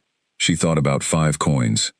She thought about walking away and stopping, about that choice in a lane in the market that she had not planned to make, that had simply happened because something moved. She thought about all the steps between that morning and this room. She thought, here we are. She put her hand down. He pressed his head against it. Here they were. In the days between Dr. Graves's departure and the beginning of the official 3-month observation period, Mara did something she had not done in a long time. She wrote a letter. She wrote it to no one. Or she wrote it to the version of herself from 9 months ago, the one who had been walking through the market on an ordinary morning with 6 coins in her pocket and too much to do. She wrote it longhand, in the evenings, in the notebook where she kept her private observations, and she wrote it over several nights because there was more to say than one evening could hold. She wrote about what had happened, not in sequence, not chronologically, but the way things actually settle in a person, not as a timeline but as a texture, a collection of moments that sit beside each other, rather than in a line. She wrote about the sack, and the sound of breathing inside it. She wrote about tearing bread in half the first night, the specific feeling of doing something that cost her something she needed, and finding that the cost was bearable, more than bearable. She wrote about Dr. Hana, and the halved fee that she had not known about until recently, and about Peter's hands observation, and about Ray, and the mother of the girl in the green dress, and the boy in the ward. She wrote about the space between the girl she had been and the woman she was now, and how the space was not, in the end, the result of anything dramatic. It was the result of a great many small decisions, most of them made without knowing they were significant, most of them made out of the same instinct that had made her stop in the lane. She wrote, "I do not think I am a different person. I think I am more fully the person I already was." She stopped. She looked at that sentence. She thought it was true. She thought about all the years she had spent compressing herself into the space other people's comfort allowed her. Not consciously, not resentfully, but just in the practical, learned way of a person who had grown up at the bottom of things and had understood, early, that not taking up space was a survival strategy. Be small. Be useful. Be easy to overlook. Don't need too much. She had been practicing being larger for 9 months. Not louder, not more demanding. Just more present, more certain of her own place. Coyne had not taught her this. She thought it would be too simple to say he had taught her this. But he had demonstrated it, consistently, without knowing he was demonstrating anything. He had simply been himself. The same thing every day, in every room, regardless of who was watching, or what they thought. And watching something be itself so completely, and so consistently, had done something to her understanding of what that looked like, what it felt like, what it cost. She finished the letter. She did not address it. She put it in the back of the notebook. She picked up the clinic's observation notes and went back to work. The 3-month observation period proceeded. Dr. Hana sent her reports to Dr. Graves every 2 weeks. Mara wrote her own sections, the handler's perspective, which Dr. Graves had asked for specifically. She wrote them with the same care she brought to everything, choosing the words that were most accurate rather than the most impressive, describing what she saw rather than what she hoped. Dr. Graves visited at the midpoint, as promised. She spent 4 hours at the clinic, watching, and she wrote notes, and she said very little to Mara, except at the end of the visit, when she was putting on her coat to leave, and she turned at the door and said, "The handler sections of the observation reports are outstanding." She went out the door. Mara stood in the hallway for a moment. She thought, outstanding. Then she went back to the records. The certification arrived on a Friday, 3 months after Dr. Graves's visit, on a morning that was cold and bright, and smelled of the kind of autumn that comes in fully, all at once, without easing into itself. Mara was already at the clinic when it arrived. She had been early every day for 7 months now, and the earliness had long stopped feeling like effort. It was simply how the day began. The envelope was thick, official. It had the seal of the certification body on the front, and it was addressed to both of them, Dr. Hana's clinic, and below that, Mara and Coyne, which struck her enough that she stood in the front room holding it for a moment before she opened it. Inside were 2 documents. The first was Coyne's certificate. It listed his name, a description, the certification date, the name of the assessing authority, and at the bottom, in slightly larger print, the designation of highest tier, which in the program's language was called advanced recognition. There was a photograph of him attached, a formal image taken during Dr. Graves's visit, in which he looked exactly as he always looked, directly at whoever was holding the camera, with the calm, complete attention that was entirely his own. The second document was hers. She read her name on it. Mara, handler, certified. The language of the document said that she was qualified to operate as a certified therapy animal handler in environments including hospitals, schools, community care facilities, and emergency response settings. It listed her hours of observation and the quality ratings from Dr. Hana, which were in the highest category, and from Dr. Graves, who had written 3 sentences about her that Mara read twice and then folded carefully and put in her coat pocket. She did not cry. She had thought she might. She had imagined the moment occasionally, in a general way, in the weeks leading up to it, and had wondered what it would feel like, and whether she would be surprised by her own reaction. She was not overwhelmed, she was not flooded. She was simply quiet, with a steadiness in her chest that she recognized as the feeling of something being confirmed that she had already, privately, known. She knelt down and showed Coyne the document with his name on it. He sniffed the paper with a methodical thoroughness. "Yours," she said. He looked at her face. "And mine." She showed him hers. He wagged his tail once, the single definitive wag she had come to recognize as his version of, "Yes, this is correct. Let us proceed." Dr. Hana arrived 40 minutes later, came through the door, and stopped when she saw Mara's face. She did not ask, she simply held out her hand. Mara gave her the documents.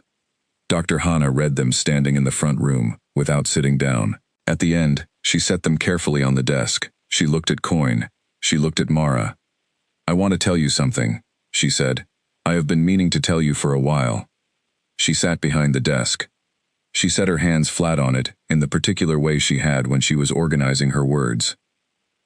"When I was your age," she said, "I had a dog, a small, plain dog, with no particular qualities, who someone gave me when I was 17, because they did not want him anymore. I did not especially want him either, but I took him, because the alternative was that he would be abandoned." Mara said nothing. She had not heard this story. In 7 months, Dr. Hana had not offered it.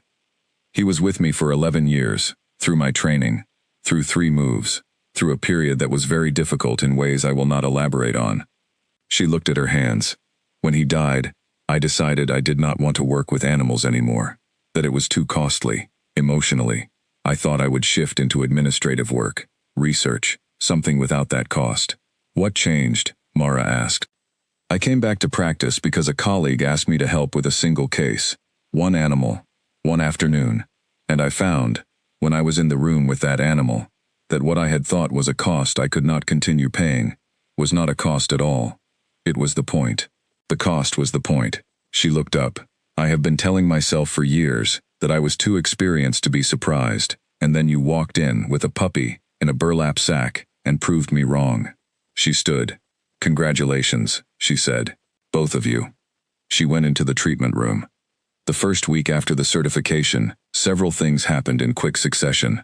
Alice came to the clinic and sat with Mara for an hour, explaining the practical landscape. There were 3 institutions within traveling distance that had been waiting for a certified team, one of which was a small children's ward at the district hospital, which had been trying for 2 years to establish an animal-assisted program and had not been able to because they did not have access to a certified team. Alice said, "They want to meet you." She went. The children's ward was on the 2nd floor of the district hospital, a building she had never been inside before, in a part of the world she had moved through only as a person passing through other people's lives. She went with Coyne on a Tuesday morning, in the clothes she kept for situations that required her to look more official than usual, and she sat with the ward manager, a capable woman named Frances, who explained what they were looking for.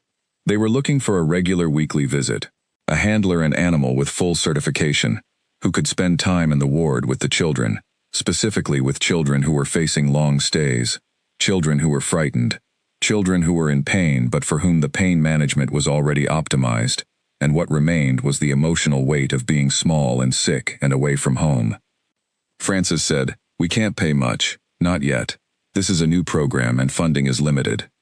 "I know," Mara said. "I want to be transparent about that.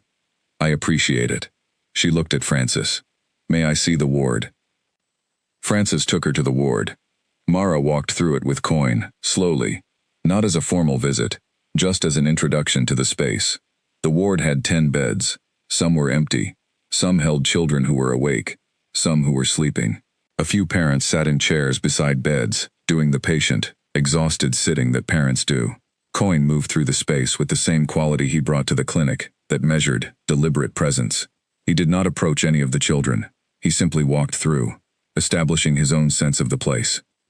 A boy of about 8, in a bed near the window, watched Coyne from the moment they entered.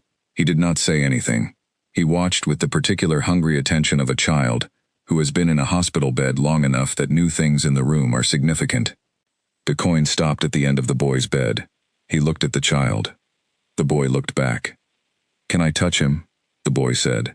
His voice was smaller than his age, the slightly diminished sound of someone who had not spoken much recently. Mara said yes, and moved closer so Coin was within the boy's reach, and the boy reached out and touched Coin's head with a hand that had a medical line taped to the back of it, and Coin stood absolutely still. The boy said, "He's warm." "He is," Mara said. "I like how warm he is." She looked at the boy's face. He was looking at Coin with an expression that was private, that belonged to him, that she did not try to interpret or redirect.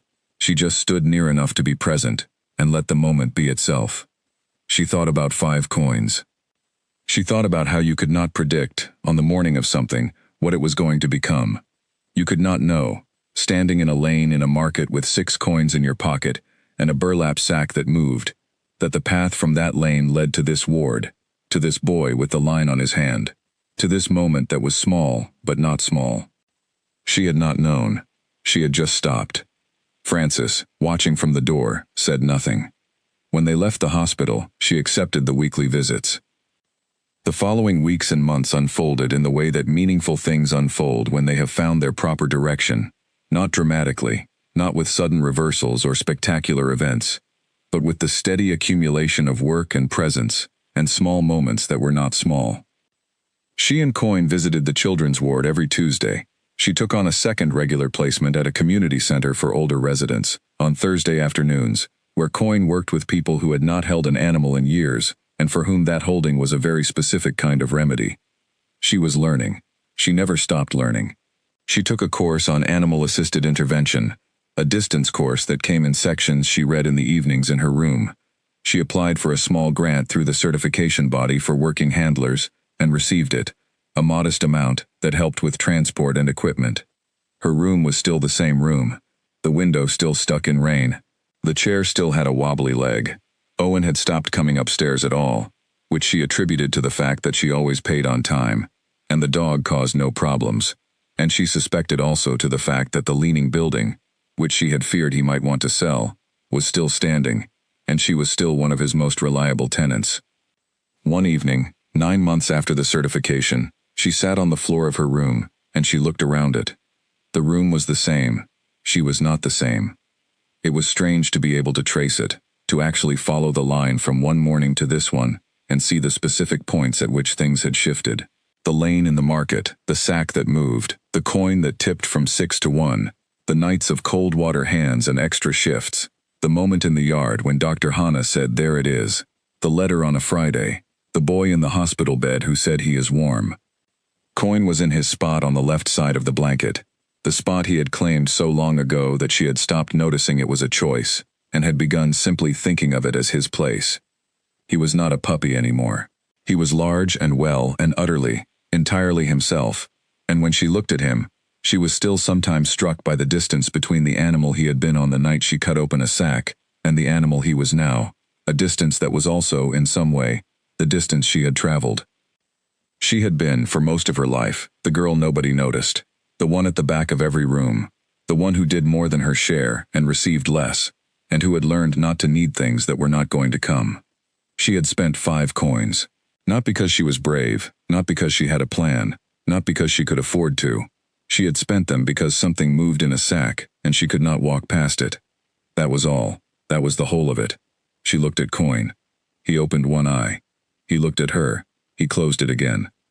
She tore her bread in half, and set the half she had taken on the table, and held the other half in her hand, and looked at it. She had been tearing bread in half for months now, and it had long become automatic, the shape of the evening, the ritual of the room. She did not know, yet, everything that was still ahead of her. She did not know about the opportunity that would come 3 months from this evening, the offer to help establish the therapy animal program in another village, the one that would require her to leave this room finally, to leave the tea house and the market and the well, and all the familiar stones of the place she had grown up. She did not know about the network of people she was going to meet through that work, people who were doing the same thing in other places, some of whom would become the closest thing she had ever had to colleagues, to friends. She did not know about any of that. She knew about Tuesday mornings, and the children's ward, and the boy who had said he is warm. She knew about Thursday afternoons, and the older residents, and the woman who had not held an animal in 14 years and who, the first time she held coin, said something in a very quiet voice that Mara did not repeat to anyone, because it belonged to that woman, not to the story. She knew about the lane in the market and the sack that moved. She knew about 5 coins. She tore her bread in half. She put her half on the table. She set the other half in front of coin. He ate it carefully. Not fast, not like an animal that feared there would not be more. Slowly. With the particular, precise deliberateness of an animal that has learned to trust that what it needs will be there. She watched him eat. The room was quiet. Outside, the village was going into its evening. The lights were coming on. The street was settling into its nighttime sounds, the last of the carts, a door closing, someone calling out to someone who was almost out of earshot. Mara sat in the quiet room, in the blue evening light, and did not think about anything in particular.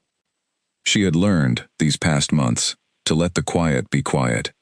She had spent so long using silence to calculate, to plan, to build the mental scaffolding of the next day and the one after. She was learning to sit in it sometimes, without asking it to be useful. Coin finished his bread.